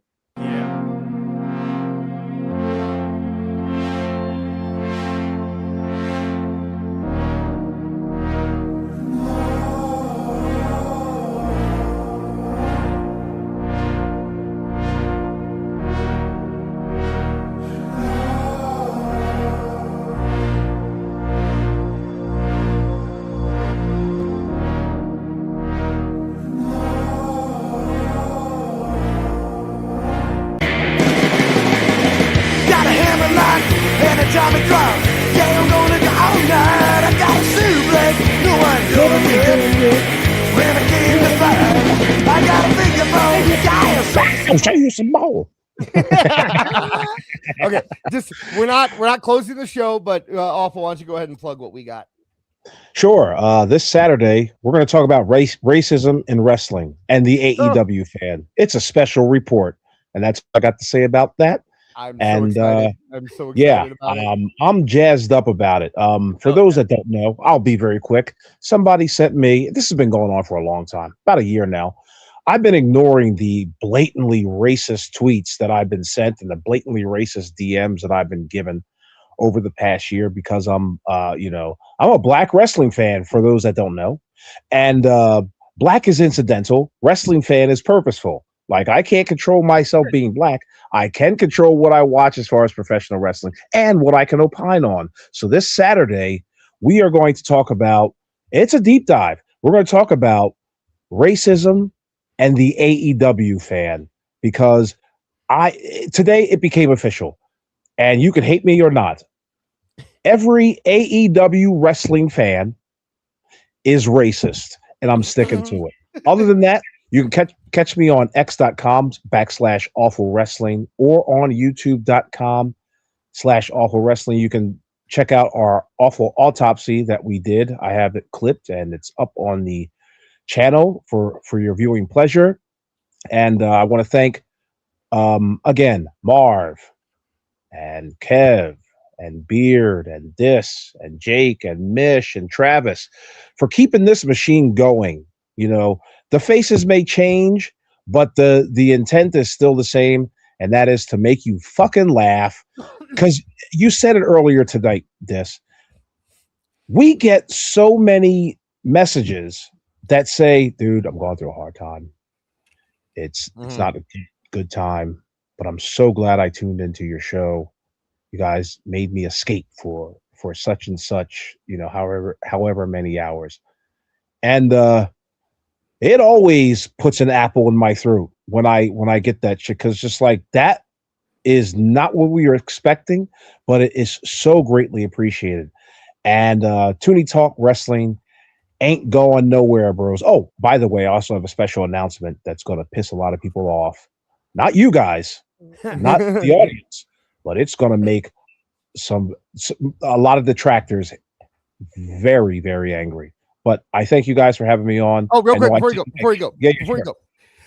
Make sure you do tune in on Tuesday. I will be there for This Is Awful. By the way, not ending again. Saturday. Yeah. Sorry. Not ending, by the way. We're gonna have more show after this. But I just wanted to say we are doing our fundraising goal, where if we hit 2,000, we're gonna get new computers, new setups, and it's all for you. We're trying to make our content as good as possible, and we are doing it over on This Is Awful. And that will bleed those robots. That will bleed over into this channel too. Obviously, if we, when we get better hardware, we can do more stuff and make shows better. So, all right, I just wanted to, but thank you Awful for dropping in. We have a little bit more to go, but yes, you didn't give me your screen name. Give me your screen name real quick. Oh, Awful Wrestling. There you go. AEW FUL Wrestling. Oh yeah, that's right. Sorry, AEW FUL Wrestling, and All yeah. right. You guys have a good night. Thank you so much, sir. You have a good one. Peace. All right, now that he's gone, now let's talk bad about him. Let's talk about that guy. I love Awful. So yeah, but we still have plenty more to go. Oh yeah, including we got after this we're going to be doing a little like we're going to be doing a little like hey Jake, how right? Yeah, how the newest member of the family. Yeah, how many dogs do you know? That's going to be a big question that but right now, so Tony Khan has been talking quite a bit about his recent Sports Illustrated wins. And people left. See, that's what I said about Awful. I knew when we started plugging stuff, people would think that the show was over. Anyway, so we were talking, but Tony has been doing a lot of talking about his SI Awards. So I did a little bit of a look into the SI Awards today. And what happened? What changed from last year to this year? What made it so that all of a sudden Tony Khan and AEW are just sweeping the Sports Illustrated Awards? It's sweeping. I mean, it's ridiculous compared to what happened last year and this year. So apparently there was a large turnover on staff. Yeah, they had like a bankruptcy case or something where they changed and they basically let everybody go and brought in new people or something. Yeah. There are approximately 4 people that were involved in wrestling last year still involved, but the rest of it has been taken over by Mr. John Alba, and he's hired some more people. I specifically went and I pulled 3 names. There is the people that left. If you want to know about the people that left, one of them was like the Blue Meanies host for his podcast. Okay, he left. A lot of very down the middle types. One guy was more MMA than wrestling, and he left. Okay, yeah. So they brought in the marks. So more down the middle guys. So they brought in John Alba, and I'll you don't need to know much about John Alba. I made little dossiers here. So good. The paper clips really sell it, by the way. Oh, by the way, Denisha, Erica's fine. We're friends. She's just joking. It's cool. Anyway, so we have John Alba. I put him at the bottom because he's the least important because everyone knows who John Alba is. He's the host of The Extreme Life of Matt Hardy, where he routinely pushes back on AEW critiques. He's done multiple interviews with Tony Khan where he has said Tony is unfairly attacked and he admits to talking to him often in his personal life. And one of the quotes that I got from him is Tony Khan tells me WBD officials have told him that AEW is among the top streaming for sports-centric programming on Max platform. So he specifically has he was part of the 500,000 club. Right. I remember BJ Bethel was pushing that. And he was the one who got hired to kind of take over the Sports Illustrated wrestling division. So that is John Alba. But one of the people he hired was Blake Lovell. Blake Lovell, he used to be the host of a show called All Elite Daily. It was a daily AEW. Think about this. I want you to really think about this. It was a daily AEW podcast. Daily. Every day. For 3 years. Just AEW. I want you to think about that. Early AEW too, I'm assuming, right? Like early, yeah. Up until 2022. He ran it. Oh my God. His way into the business was running a daily AEW podcast for 3 years. I think say for 3 people. No. Well, maybe. But then, ready for the next thing he did? The next thing he did was he also did a weekly AEW Dark review for 411 Mania. Dark. Dark. Well, I mean, there was a part of that where I could see, like, hey, here's who these people are, because they were just so randoms out there. Like, you've seen it, like, oh, Javon Evans was on Dark at one point, and other people. They right. Yeah. No, but I mean, at one point, at one point, he was talking about AEW Dark storylines, like they were like like they mattered. Yeah, like you know how you guys do NXT and pretend like that's a big deal. Sorry, that was a joke. I had to get joking. yeah. Well, it was a big deal when we had Javon and Trick and Oba. I know, but but I mean, that's how he talks about Dark, as if it's a big deal. And but his big quote that I got was no, and yes, you and Kumia, AEW gives a lot of material, they do, but this was a positive AEW. This was a AEW glazing podcast that he did. Spin it all. Oh my god. So this was recent. Do interviews, but yeah. Oh my god. So this was recent. MJF winning is 100% the right move. That future MJF versus Mark Briscoe feud for the AEW World Title is going to be special. Well, they're still acting like Mark, like, and I hate to say it, but they're still acting like Jay Briscoe recently passed away. Like when Mark came back, there was story there, and they just didn't do anything. Yeah, it's not that now. It's over. Sorry. So these are two. So remember, they got rid of 4. Now there is there's one person they won't even name. Right? Like they shall not be named. Yeah, Blake. To be fair to Blake Level too, he does cover WWE stuff, but I could not find one interesting thing he said about WWE. Everything about WWE was, here are my predictions for the next show. Here are my predictions for the next show. Here are my predictions for the next show. Nothing interesting or critical. It's just all, here's what I'm going to predict is going to happen on the show. Here's what I'm going to predict. So everything is that. So that's your other guy. There was an unnamed one, and I have no idea who the unnamed one is. I'm going to look more into this. And I'm going to I reached out. I sent messages to a few of these people. I also sent messages to the people who left. Yeah. And I want to talk to them. I want to try to get a story going. Now, I can't promise that we're going to get anything back, but if we do, we will definitely kind of follow up on this in the future, because I'm way more interested in the people that left than I am the people that are still there. But that's not the big one. Ladies and gentlemen, let me introduce you to Lyric Swinton. Lyric Swinton, I've seen her quite a bit on Twitter. Her name is just Lyric on there. She has contributed to Fightful, Wrestling Purists, Monthly Purioso, SE Scoops, and bodyslam.net. She is and by the way, again, no, we're not looking for you to brigade any of these people, right? Hate their way. I would love to have them on the show, but that's about the extent of it. So yeah, she blocked me too, Beard. Don't worry, we're both. I like blocked. that. I was just reading through the comments to the last. I got that popped me. That's good. We are both blocked, which means we couldn't. I can't. Interact with this person if I wanted to. I've never talked to this person in my life. She only blocked me because she doesn't like my opinions. That's the only reason she blocked me. I have never interacted with her. I have never gone after her. I maybe quoted her once in passing or something, but never in a sense where I was like, I hate this Lyric Swinton. I honestly didn't know she had a last name until I didn't know Lyric was her first name. I knew she existed, and that's the extent of my knowledge. She was a TEDx speaker. I don't know why I find that so funny, but she did a TEDx talk called "Live Your Best Life and Not Your Best Lies." Oh my gosh. TEDx. TEDx is like that's the ROH to the TED Talks AEW, right? Like that's the we'll throw anybody in there and give you a talk. So she did a TEDx talk called "Live Your Best Life and Not Your Best Lies." Wow.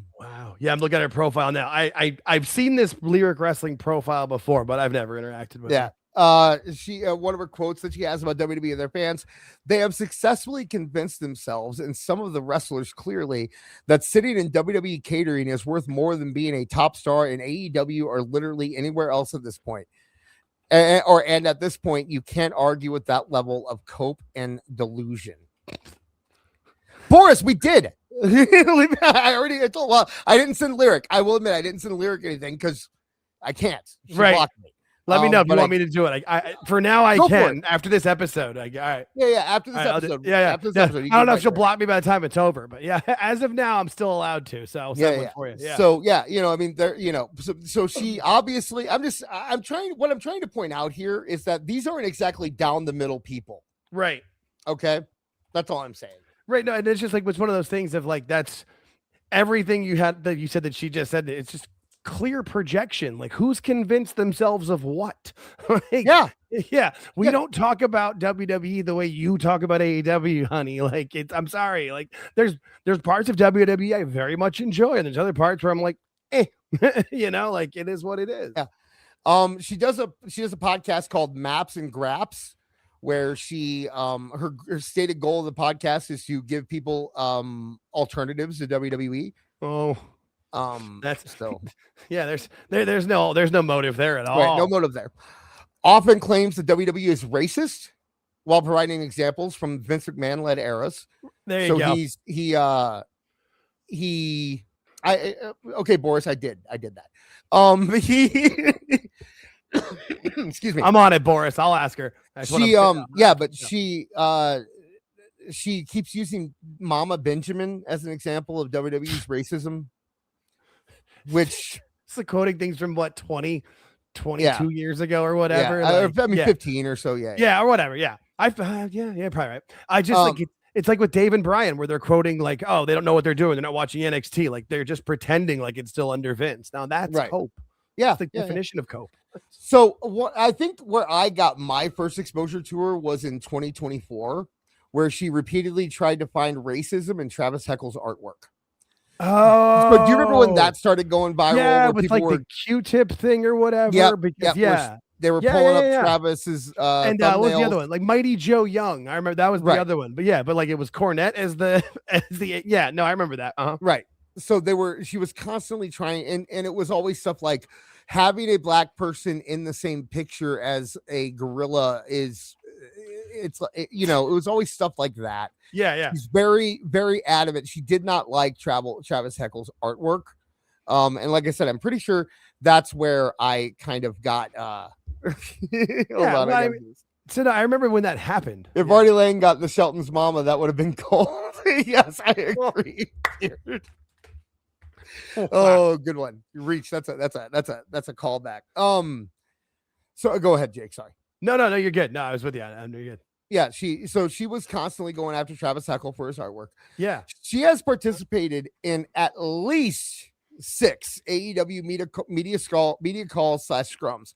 And she was always allowed to not only ask multiple questions, but also ask them to different people. So she'd be called on more than once to ask questions to different wrestlers, usually black wrestlers. Like it was always like Swerve or Mercedes or that right Lashley, the Hurt Syndicate, very specific, right. And she has disc blocked on X. So and I didn't realize that was her. That was because I remember the stuff with the artwork and just I always consider myself to be like why are they bad about it, whatever. And I remember seeing the artwork like never once. That's not what it was. And now it'd be like if Shelton Benjamin was dressed up as Mighty Joe Young in the thing or whatever, like, and the Q-tip was the joke on the other wrestler that he was wrestling. I forget who it was. One of the skinny pale guys. Like, right. That's like, there's reaches and like, that's a deep reach. So that was me presenting my findings that I have today. And I would like to, I will reach out. I like I said, I did send something to Blake and John. We will reach out to Lyric, and I'm going to reach out to the people who were let go by. I didn't really want to get too much into them because there's just not a lot of information. They seem to be like a lot of Sports Illustrated staff writers that were just kind of let go. So I would like to kind of reach out and get their side of the story and figure this out. Hopefully, do some real journalism here coming up. But so, I just kind of wanted to go over that. And well, there's another guy on them too, because George and I on our show, we covered the SI Awards too on it. And I had heard about them, but I literally reacted to them live, and I was seeing like each categories were picked by like each person picked 2 to 4 categories or whatever. One of the other contributors was Rick Ucchino, who is somebody who like probably 5 years ago now. Maybe like he used to do a post SmackDown show with Dutch Mantel and this other guy, and the other guy was more the AEW guy, and Rick was more the WWE guy. And then eventually the show just became, them loving AEW, and then Dutch stopped being on the show, and I stopped watching it. And then I hadn't seen that name until then. It took me a minute to figure out who it was, and he's a converted sicko. Yeah. So that's just who they're hiring. LK asked, were any of her questions decent? They were very, very boilerplate. So that's what I'll say about, Boris, I know. Okay. John and Lyric seem to be good faith people who are open to debate. I have a hard time thinking that when someone has blocked me for seemingly no reason, just because they don't want to hear my opinion. And every time and the few times that I have interacted with John Alba, he gets very snarky and immediately dismissive of anything that I say or Beard says or Awful says. Yeah, so any criticism of AEW just can't be done. Like that's it's very like I have interacted with John Alba, and I know Beard has, and he is very dismissive and snarky of us. And despite the fact that I think that we have more intelligent, I mean, we might do it through parody or humor, right? But I think that anybody who is open to actual debate would recognize that it is just parody and humor, and that we actually have intelligent, reasonable arguments, but they don't seem to want to engage. Now, I have never dealt with Blake before.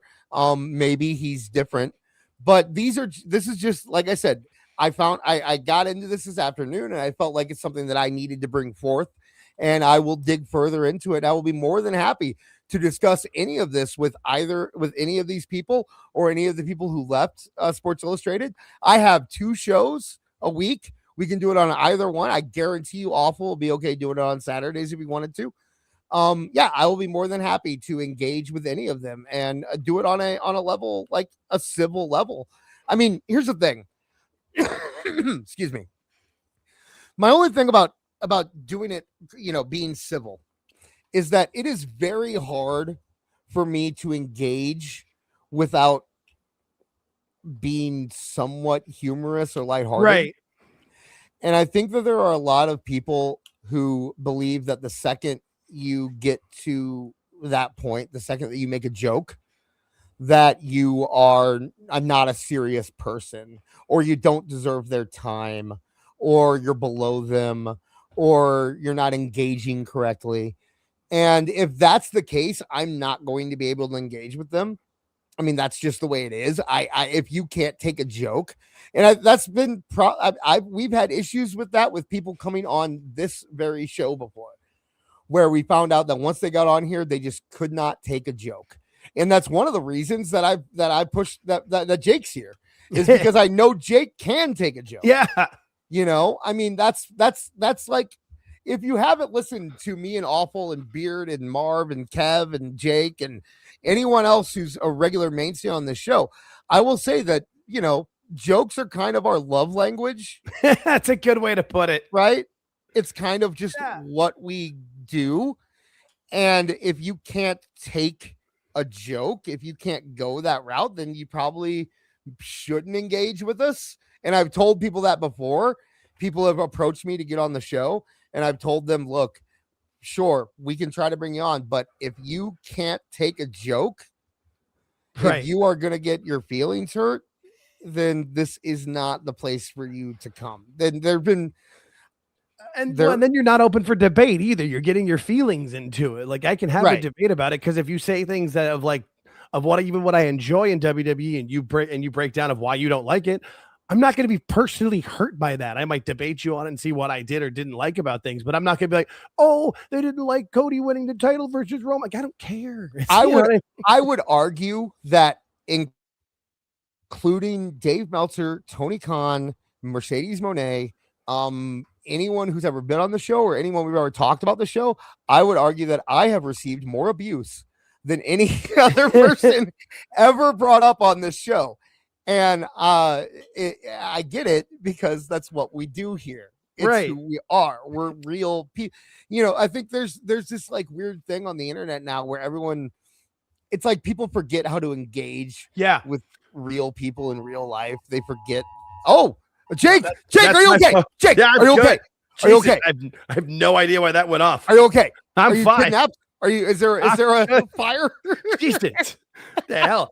Phone's on like super silent, yelling at me. All right, I'm good. That's an Amber Alert, probably. It's usually a weather thing, and it's because I live in Phoenix, and if we get like any rain, people are like, this guy is falling. I'm like, I don't know. I learned how to drive on the East Coast, so I'm like, it's fine, guys. It's okay. So, okay, you got some material for tomorrow, and we got some material for Saturday because apparently AEW just posted a new video. Oh boy! So that'll be. Oh boy! But yeah, like I said, I will happily engage and debate anyone out there who wants. And I have very thick skin, as you can tell. There's been one time that I've legitimately walked off the show. One time that I legitimately got upset and I walked off the show, and it was from somebody who was not a regular on the show, or it was from somebody who wasn't here. Never from a guest, never from Marv, never from. There's one time when like I had to go to the bathroom, so I just didn't say anything, and I let people think that I was mad. But there's been one time when I legitimately was like, oh, and it was more because of just somebody being out of line. But I don't. You want to come at me? You can come at me full force. I don't care. You can talk about whatever you want, dude. I come on here and talk about bleeding out of every orifice in my body. You think I care at this point? But that's another thing too, is if you're making debates on points of why you're like or don't dislike a wrestling show, and then someone's immediately like, no, I'm going to start attacking you. It's like, that's not a spirited debate. That's just somebody getting their feelings hurt again, and you see it with a lot of different stuff, with like movies or whatever, with different stuff. People like, you didn't like that, you're the worst. Like, we can have different opinions, guys. It's okay. Yeah, I know. I mean, I think also one of the rules that we set when we started really getting into the show, especially between like me and Awful and Kev and Marv, was like, it's always a joke. Like, always go for the joke. Yes. If you can find the joke, I don't care how bad it is. I don't care how offensive. Like, as long as it can be played on YouTube, as long as it doesn't get edited, go for the joke. I'll be fine. I'll move on. Okay, hit the joke. Funny's funny. Yeah, because funny's funny. Exactly. And that's all we've ever. That's been a thing. It's just go for the joke. Do it. And I encourage that for anyone. And look, the chat.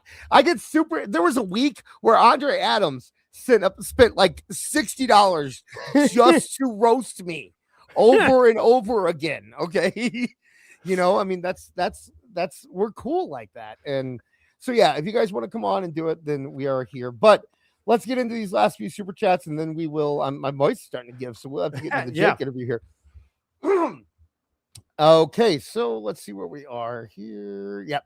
Regina Sharp for $5. What does it say about AEW that Conrad feels comfortable going here with someone who is still under contract to AEW, even if he does the pod with them? I think it says that Conrad maybe won't be at those like next press conferences or whatever that he was hosting. I just think Conrad doesn't. He knows that he doesn't need them anymore. You know what I mean? Like, what is he getting out of it? Yeah, right. Like, what does he get? What's the big deal about it? Like, it doesn't. I think that Conrad has moved on, kind of. So, thank you very much, Regina. You and Cumia, Marvin didn't have enough material for a Conrad. True. Facts. Good one. Yeah, he means felt and stuff, not comedic material. And then we got Regina Sharp for another $5. Jeff Jarrett's storyline was sent to Tony's cornfield. Thank you guys so much. Or cornhole. Sorry, what? Thank you guys so much for doing that. Now let's get into it. Let's take let's go. We're not going to go super long, maybe another 15 minutes or so. Yeah.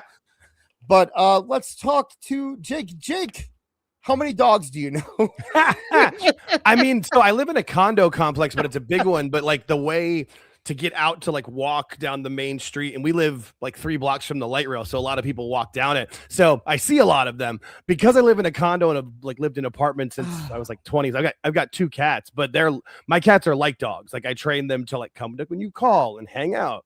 So, but yeah, my black cat, he always looks out the window and he's got dog friends that come up and sniff him and stuff. Yeah, so I would probably say like there's like 5 that we see. And because I've worked from home the last few years and then I was laid off for a bit too, so like I'm always at home and my window's right there. So I see them quite often, wave at the people. And I live in Phoenix where aside from like May to October, I've got my window open the entire time. So seriously, what got you into wrestling? Okay, it's funny about that because what got me into wrestling initially was that my dad hated it, and I love my dad. My dad was my best friend ever. Like he passed away when I was in my 20s, and like it's my best friend. But like as a kid, like I didn't understand it, and that's because for him it was just like, it's that fake stuff. It's fake fighting. Like why would you watch that? And so I could never really watch it at home much because we didn't have cable really until I got older. But my neighbor in the cul-de-sac my mom lived in, right across the street, like right across the way, it wasn't even his dad, it was his mom that was like a major wrestling fan, and I would go over there. And I remember the first thing I ever saw was a Royal Rumble. I think it was 1990 or 90, Okay. yeah, it was 1990. Because I remember what really got me and hooked me initially was The Undertaker. Like right at the beginning, like, and I don't think it was that first Survivor Series. I think the first thing I saw was him beating Hogan, and I was just like hooked right from there. Because I also didn't really. I've always kind of been one of those people that like if everybody likes something, I get a little bit suspicious. Yeah. So I never really got Hogan as a kid, and Undertaker just I got. And then so that'd have been what, like 92. So I'm like 10 years old because I was born in 82. And then I didn't really get to watch it as much because of the neighbor. But then once I turned like 14, 15, I was adult enough to watch it on my own. And that was like right around the time of the Monday Night Wars. So I got in a really good time. Yeah, I a similar time. Mine was probably about a year before you in terms of. So I guess with my thing, it would be that my brother did watch it while I was growing up. Yeah. So I kind of had it. Excuse me. I had it around me, but that was a lot of like World Class and Memphis and stuff like that, and I didn't really understand it as much. It wasn't until I saw Hogan that I really got it for me. But I that, get like I you. said, Yeah. it was about a year before. Because mine was during the Hogan Zeus feud. Oh gosh, yeah, So, okay.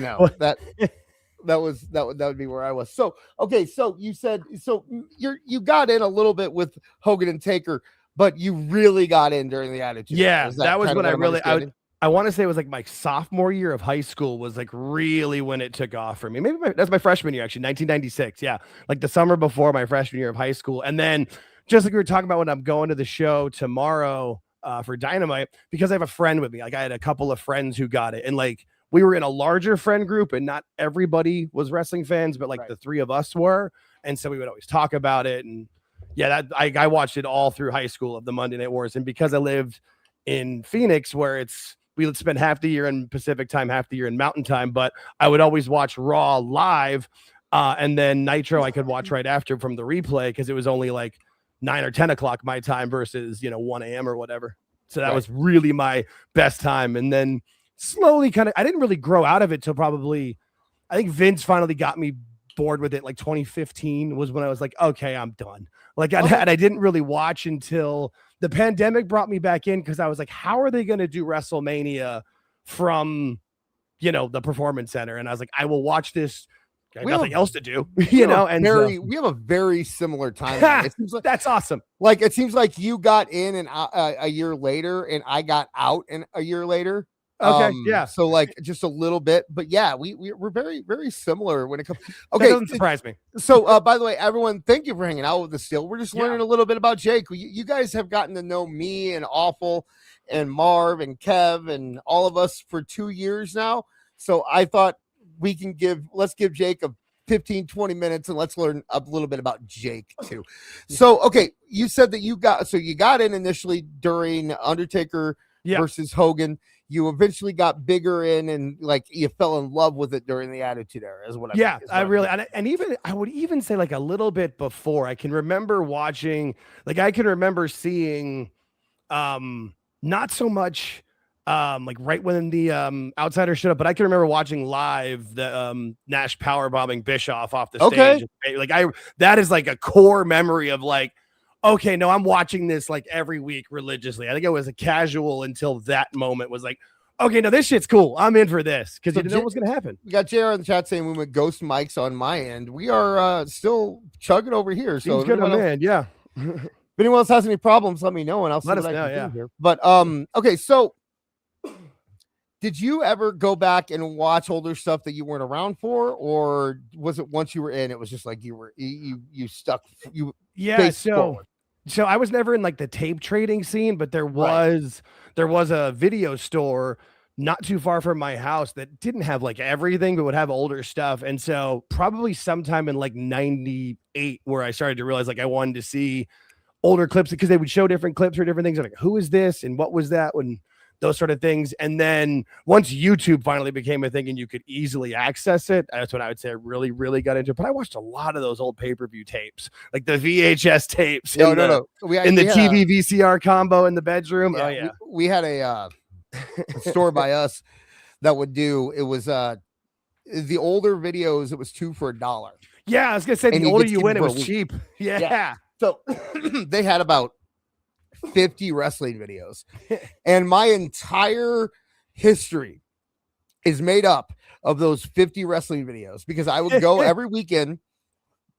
Excuse me, my mom gave me $5 allowance, and I would spend $2 of it to get 4 videos, and where I get 4 old ones and 1 new one, and then I have $1 left over for like a soda or something, you know.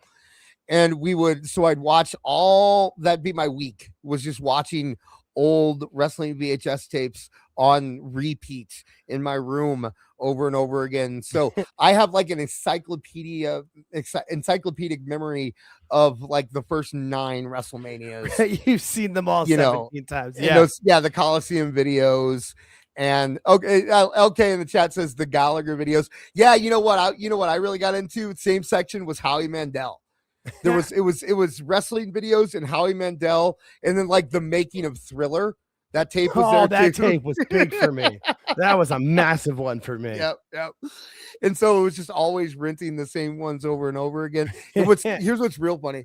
My buddy Michael, who I'm talking about bringing on here at some point, I found out as I got older that like I would go and I would have like half the tapes would be there and then half the tapes wouldn't be there. And my choice was always based on the half that were there. And I was always like, I wonder who else is out here renting these right? And I found out other one. It was my friend Michael who was renting. He went to the same video store, rented the same tapes. That's awesome. Oh, Dorf! I have a DVD collection of Dorf. I could touch it right now if I wanted to. That's something that didn't age well, so isn't really like seen streaming as much. I love it. Oh, I think it's great, but it's of its time. I got collections of Ernest commercials that like the TV because he did local. That's how he started, was in local commercial. Yeah, I've seen. They released the Ernest Greatest Hits on VHS. I have all those, dude. We're all in the same group. We're all in the same group. We're all in the same group. Okay, so I'd say another big thing too was the N64 games that were out during that time when I was in high school. WCW, NWO, Revenge, and then No Mercy. Still to this day, if you had to make me list my best favorite video games, that was in my top 3 always. It sucks though. I tried to go back to it. Yeah, it doesn't have the same feel. It does. It's really hard, especially when I'm trying to Max really likes the 2K games. Yeah, and we were like, oh, I want to go back and show you this. This is what I played, man. This is the good stuff. And then I put it on, and it's just like, yeah, it doesn't. Yeah. Like, It's like trying to show them a movie with terrible CGI. It looks like, oh, sorry. It's like, the branching storylines and stuff were really cool back in the day, but now it's that you had to lose certain things or whatever to get the whole screen. Right. But it's like, okay, Taz is fighting Tori. Okay. Yeah. It's just. It is hard to go back to, but the game that actually got me into in wrestling games was Pro Wrestling for the NES with Starman and Giant Hayabusa and all those guys. My brother had that when I was a kid. So that's that difference where you had somebody else kind of help you out. I was like, it was like forbidden fruit for me. But we used to sit there. We used to I'd go down to my brother's room and we'd play. He'd play Pro Wrestling and I'd watch. And then he'd do commentary over it, and I thought it was the funniest thing. Nice, So, that's the thing that the people don't understand. The kids that today understand, like what we did in between the time when you couldn't just watch anything. You had to like make it fun for you. Right. Yeah. And I make fun of Tony Khan. I make fun of Tony Khan, but I was Tony Khan just without the money. Right. Well, the thing is he's still that kid. Right. And Yeah. like in an adult suit. Like he's like right. He's like two kids, one on these shoulders. Yeah. But yeah, I mean, you and Kiyomiya, raise your hand if you've read adult videos. I probably wasn't old enough to do it when I could, and then by the time I was old enough, there were video stores didn't really exist anymore. I did have my buddy go to Sam Goody and buy me some when he turned 18. Wow. But yeah. Sam Goody. Virgin Megastore in the warehouse. But yeah, like I definitely did have a notebook while I was playing No Mercy with all like my storylines and stuff like that. I definitely did have. When I was about 12, I started transitioning to where like my dad had a video camera, like one of the big old school video cameras, and he got the new one, the smaller high 8 ones. But when he got the new one, he gave me the old one. So I would like sit there and have my video camera set up on my play wrestling ring on my for the figures when I was like 12, and I would do like entire episodes of television and storylines and do all that and keep track. I was that guy. I was that nerd. Absolutely. But the thing is that I understand now as a 42-year-old man that Naz Garrett is a terrible wrestling character and would not work on television. I understand that the things that I did in Extreme Warfare Revenge back in the day are not things that should actually be done on television with a real company. But I always called the show Dynamite. No matter what I did, the show was called Dynamite. Yeah, and that's the problem. Yeah, you've grown up into this 42-year-old man. Tony is a 43-year-old man. That's still that same 13-year-old boy. Right. Did you ever? How nerdy? What the extent of your nerdy? So for me, it was big. I was bigger on like the create a character and like run through whatever storylines I could. Like what I would do is whatever you could with like your creator wrestler to like clear out those storyline things. That's what I would always do. Gotcha. Like almost like doing like a season mode with like a athlete and like Madden or whatever. Yeah, that was but I mean, that was a big chunk of like until I was able to drive and like get somewhat of a life. But even still, it was a big part of my life all through high school. Yeah, once you get that driver's license, it does change. It does change. Like and that's why like 2014, I kind of got out of wrestling because I moved into the condo that I live in now, and I'm like 3 light rail stops from downtown Phoenix, and there was way more things to do. And I'm a big fan of concerts, and concerts were much cheaper back then, and I could also, have the energy to go back in 2014 when I was 32 and not 43. Yeah. So different. Okay. So so when you got out of watching wrestling, it was just because of Don Hoff from the Philippines. Hi, Don Hoff. Thank you for joining us today. Oh, wow.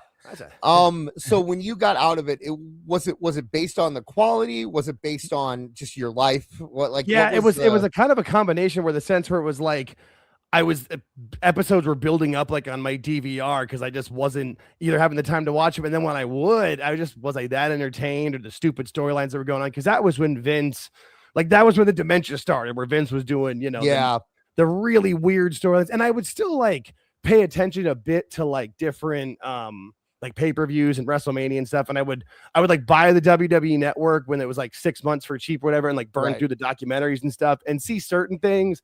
And so I always kept like an eye on it and knew essentially what was going on, but it was like, man, Rusev's pretty cool, but why is Bobby why is he being cucked by Bobby Lashley? Exactly. And then Liv Morgan with it. Yeah, the whole thing. You're just like, and that's things I would see that stuff afterwards. Then I'm like, I don't need to be missing. Like I'm not missing anything. The big one for me always was, and I know people call me out like I'm not telling the truth, but the big one for me was always, I don't think Sasha Banks is as good as everyone says she is. Oh my God. Yeah. I always say it's based on the other wrestler. People are like, oh, she's great. Bailey's really good, and she can make Sasha look really good. So that's why Sasha's best matches were always against Bailey or Charlotte or Becky. You know what I mean? Like it's the opponent, which we've seen a lot in AEW. Yeah, it was a great match. No, it wasn't. but yeah, like that definitely. So when did you start going online? What brought you to the online so when I got back into it again, like because of the pandemic, there's like a lot less to do. I was working from home, and I was also I was a recruiter by trade, and my company wasn't hiring much. I worked for like a global technology company that was a telecommunications company. So they weren't really hiring. So I had time on my hands. And so I started to find different channels and things. And then I was interacting a lot with Phil Marks from PWT, from Pro Wrestle Times. And at one point we were DMing and stuff, and I forget what it was that I said, but something to the effect of, because my so the reason I'm back to like being a cat person, I wasn't playing. I'm a cat person too, by the way. All right, yeah, people give me shit about it. I'm like, here's the thing. My best friend, again, still the guy I'm going to show it tomorrow, his wife at the time, she or one of her friends, whoever, found 3 like 2-day-old kittens on the side of the road, and I lived like a mile from him. So like 5 of us were like bottle feeding these cats for like 2 months, and one of them like clung to me and like loved me, and I was like, all right, well, I could take this cat. And that was what, 2007, but she got sick, and like I said, I don't have kids, and like I bottle fed that cat, so I love that cat more than anything on the planet. And so we tried to save her from the cancer. And so I started a GoFundMe, and Phil was like, hey, come on and like promote that, literally for 20 minutes. I came on like an hour into a show and stayed for the rest of it, and was doing, I wasn't on every show with him, but I was on either like every other week or most shows for a good while. And then I just kind of branched out and started doing my own thing, because he also kind of like you guys, where he was bringing people into different things, but I think he kind of wanted to do, because he's more just a solo act, because he can go for like 4 hours.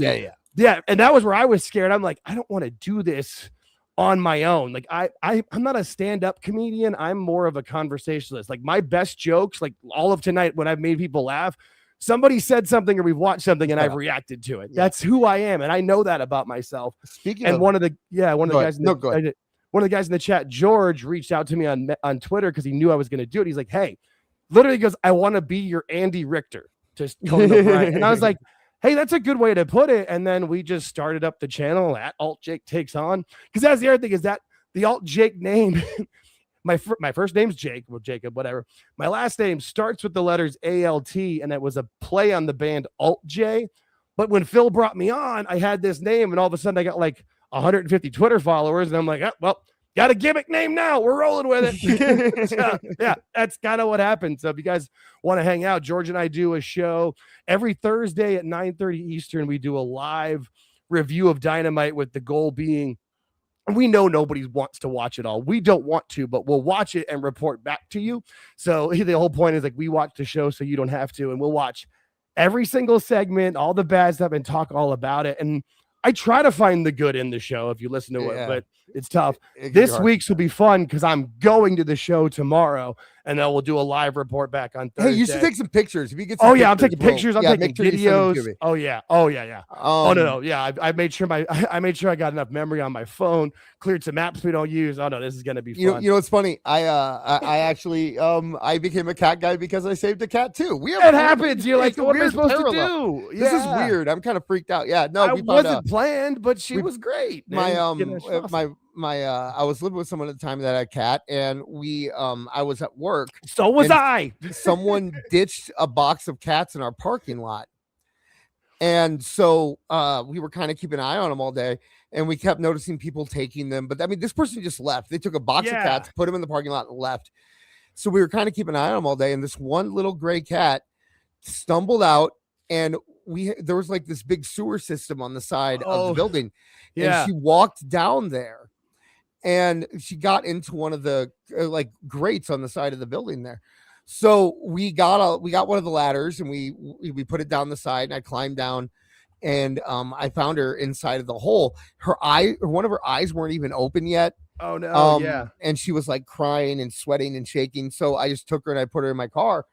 And when we got her home, the person I was living with had a cat, and that cat became attached to this one. And it was just like, we have to keep it. And then from that point forward, I've just had cats. That's just the way. That's kind of how it is. And then that was for me. I was living with someone else at the time, but then I lived in LA for a bit and been back here, but I've always lived in apartments or condos and stuff. So I haven't really had a backyard. It's easier. Yeah. That's so much easier with it. Yeah. You can have dogs. Yeah. And I've always for the longest time, I only ever had the one. And then my wife now, she moved in like 2015, and she has a cat. but that cat's got more like PTSD because it was found in like by ASU, Arizona State University, and it's got like a trauma spot. So she kind of just hangs out in her own room. And then we adopted a black boy cat, because I found out that they're the hardest cats to get adopted because people have superstitions or whatever. Right. And I was like, well, that's stupid. If you raise it right, like a pit bull, if you raise a pit bull right, I've known very nice pit bulls because their parents are cool. I've known shitty pit bulls because they're raised by shitty people. Like, it's a thing. And so we adopted him like in 23. Yeah, he's awesome. Like he comes to the door when we come home. He's always around. Like he hangs out. The other thing about cats that I gotta say is that like the cat I have now, we don't really like each other all that much. You know what I mean? Like it's I get you. Yeah, no, because my wife's cat, she like I feed her and she's still just she'll never fully warm up to me, but that's fine. She's my cat. I mean, he's my cat. He's my cat, but there is like a little tension between us, but I kind of like the tension between us, you know, like I think that he keeps you on your toes. He knows that at any moment he could kill me. Like at any moment he could murder me, and we're kind of like we have an understanding. You know, between us. Like he doesn't kill me, I feed him, and we're cool. Everybody's cool. I mean, as long as there's food in the bowl, he gets rid of the mice. I empty his litter box. We're all on the same page, and I can deal with that. With the dog, we have a dog too, but the dog lives over on the other side of the property, and and that one is much more needy, and you know, it's more difficult. So I think you know, Brad says he's your cat, but you're not his human. No, I am his human. I am. It's actually I say more maybe the other way around. He may not be my cat; he's his own cat. But I'm definitely his human. the feeding in the cat box, that automatically like my wife's cat. I don't think she likes me, but she loves me because I do that stuff and I'm around. Yeah, she's like, you're fine. Just stay over there. I think that was nice. We got to know Jake a little bit. We'll be here. We'll be hanging out. It'll be fun. You'll be able to get to know Jake more throughout the next few months, and as long as we go here. Yeah, but subscribe to my channel. It's at Alt Jake Takes On, either YouTube or Twitter. Come find us. We post everything on YouTube and podcast platforms, so we're very easy to find. We do at least 2 shows a week. We sometimes record a 3rd episode too, but we go live Thursday and Sunday on YouTube. Oh, you know what? I told people I do this, so let me let me jump on here real quick, and I will do people. I told you guys if you stuck around, I'd do it. So I'm not. I don't know if I can sing. My voice is gone. Oh no. But this was my first draft. I wrote this while I was high. Oh yes, I forgot about. I wrote this while I was high. If you guys know the song "More Than Words." Yeah, Extreme. By Extreme. This is it's called More Than 5. It is a duet between Tony Khan and Dave Meltzer, where Tony Khan is begging Dave Meltzer for more than 5 stars on his matches. So this is where I am right now. I don't know where this is gonna end. I like the premise though. I could picture the video. Like I'm picturing like an AI video with them with long hair and guitars in front of each. Oh yeah. No, I'm not gonna sing because my voice is almost gone. But here we go. I might sing a little bit. I'll sing. We got it. We turned him. Yeah, you got me. But it won't be good. Okay. And this is Tony. This part is Tony here. Saying just it's great doesn't do justice to our work rate. It's not that it's not great. I wish I knew a few more words than great. Fantastic. That's a word that's different than great. More than 5 is all you have to do to say it's great. Then you wouldn't have to give me Best Booker, 'cause I'd have all the stars. And then it switches to Dave at this point. What would you do if I gave you 5.2, more than 5, to show them all that you're way better than Paul? What would you say If I gave you 6 one day, of course you know you'd have to go to the dome in Tokyo. So that's what I got so far. I made you sit through. Marv has made me awkwardly sit by while he does that about 20 times on the show. So it's my turn to do it to you. And my voice is actually better normally. You could probably, if you want to hear my voice, I sang on a couple of Marv stuff. But I obviously the switch to Dave that sold it. That got me. I had to step away so you didn't overlap. Yeah, that was great. That's well I appreciate it. Well done. I'm very, very hoarse right now. So, but thank you for sticking with me, and thank you guys for sticking with the show tonight. We had a great turnout. We had great. We had people in the. I'm turning to Tony, just saying great over and over again. But I really do want to thank you guys. It means a lot, especially hanging out to listen to what Jake had to say. I want to thank you. I appreciate that. Yeah, happy to be here, guys. Earlier, sure. Jake, you gave your plug in the chat, and you want to give one more time just to say your YouTube channel. Yep. At Alt Jake Takes On. I'm pretty sure if you just type in Alt Jake, I show up pretty easily now. We've gotten over the 300 subscriber mark, so we hit that. Yeah, we do a live show every Thursday at 9:30 Eastern and every Sunday at 8:05 Eastern because I live in Mountain Time and it's 6:05 my time and we're marks. So yeah, we have fun. So come out and hang out the channel and come out and leave a chat. We don't have super chats yet, so we put a lot of them on screen. Come hang out. It's fun. All right. And also, don't forget, we have on Saturday nights, it looks like we're going to be going at 10 p.m. Eastern, 9 p.m. Central now. Me and Awful go, and we do This Is Awful over there. This week, Awful. I'm letting Awful, this week is Awful's week. He's got a mission now. Because Awful did, people, I know, like, I want to make it clear. We're going to talk about that. We're not going to this isn't about the world.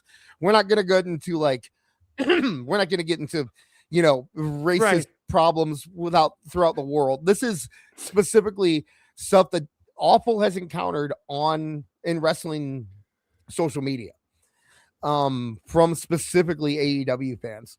Yeah. And he has plenty of it. And I know Beard is helping him out. So we're going to have a nice little presentation just to kind of see the hypocrisy of a lot of that group. That'll be on Saturday night at 10 p.m. Eastern, 9 p.m. Central Time over on Awful Wrestling Channel, AEW FUL Wrestling. Then we'll be back here next Tuesday. Coming up, I don't think it's let me think. Next week isn't Rumble. The week after is the Rumble. Right. That's so funny you said, because literally I was pulling up my calendar to take on. And I think the Rumble's the week, because the Rumble's the last Saturday. Yes. Yeah, so the show on the 27th to be the Rumble preview, Yeah, so next week we'll just have a regular show. Awful will be back, and then the week after that we're doing the Rumble preview, and then on the 31st, I know Marv is going to come and join us for the Rumble. We're going to be doing a Rumble pool, probably on not next week's show, but the week after. I will have details about how the listeners can get involved in their own Rumble pool, and we will get that all set up. And then when Marv comes on, I do have a couple things that we might get out of the way, stuff that we've been waiting on, so we'll see if that works out. But next week it'll be the new standard crew, which is me, Alt Jake, and Awful, and we will see you then. So for myself and Alt Jake, I just want to thank you for coming out tonight, and I guess I'll try to do Marv's, even though I'm hoarse. Give me a second. Knock it out of here! Now, Perry the Platypus, feel the wrath of my thank you-inator! Thank you, you piece of trash. Thank you. Thank you. Thank you! Oh, I suppose you want me to say thank you. Well, you know what? Saying thank you is like jobbing. Thank you! I got a little message. Thank you. Ooh, yeah! Oh, thank you! Oh, thank you! Thank you!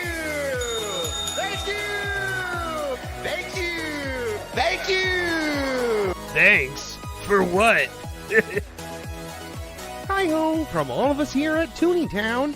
Thank you! And viewers like you. Thank you.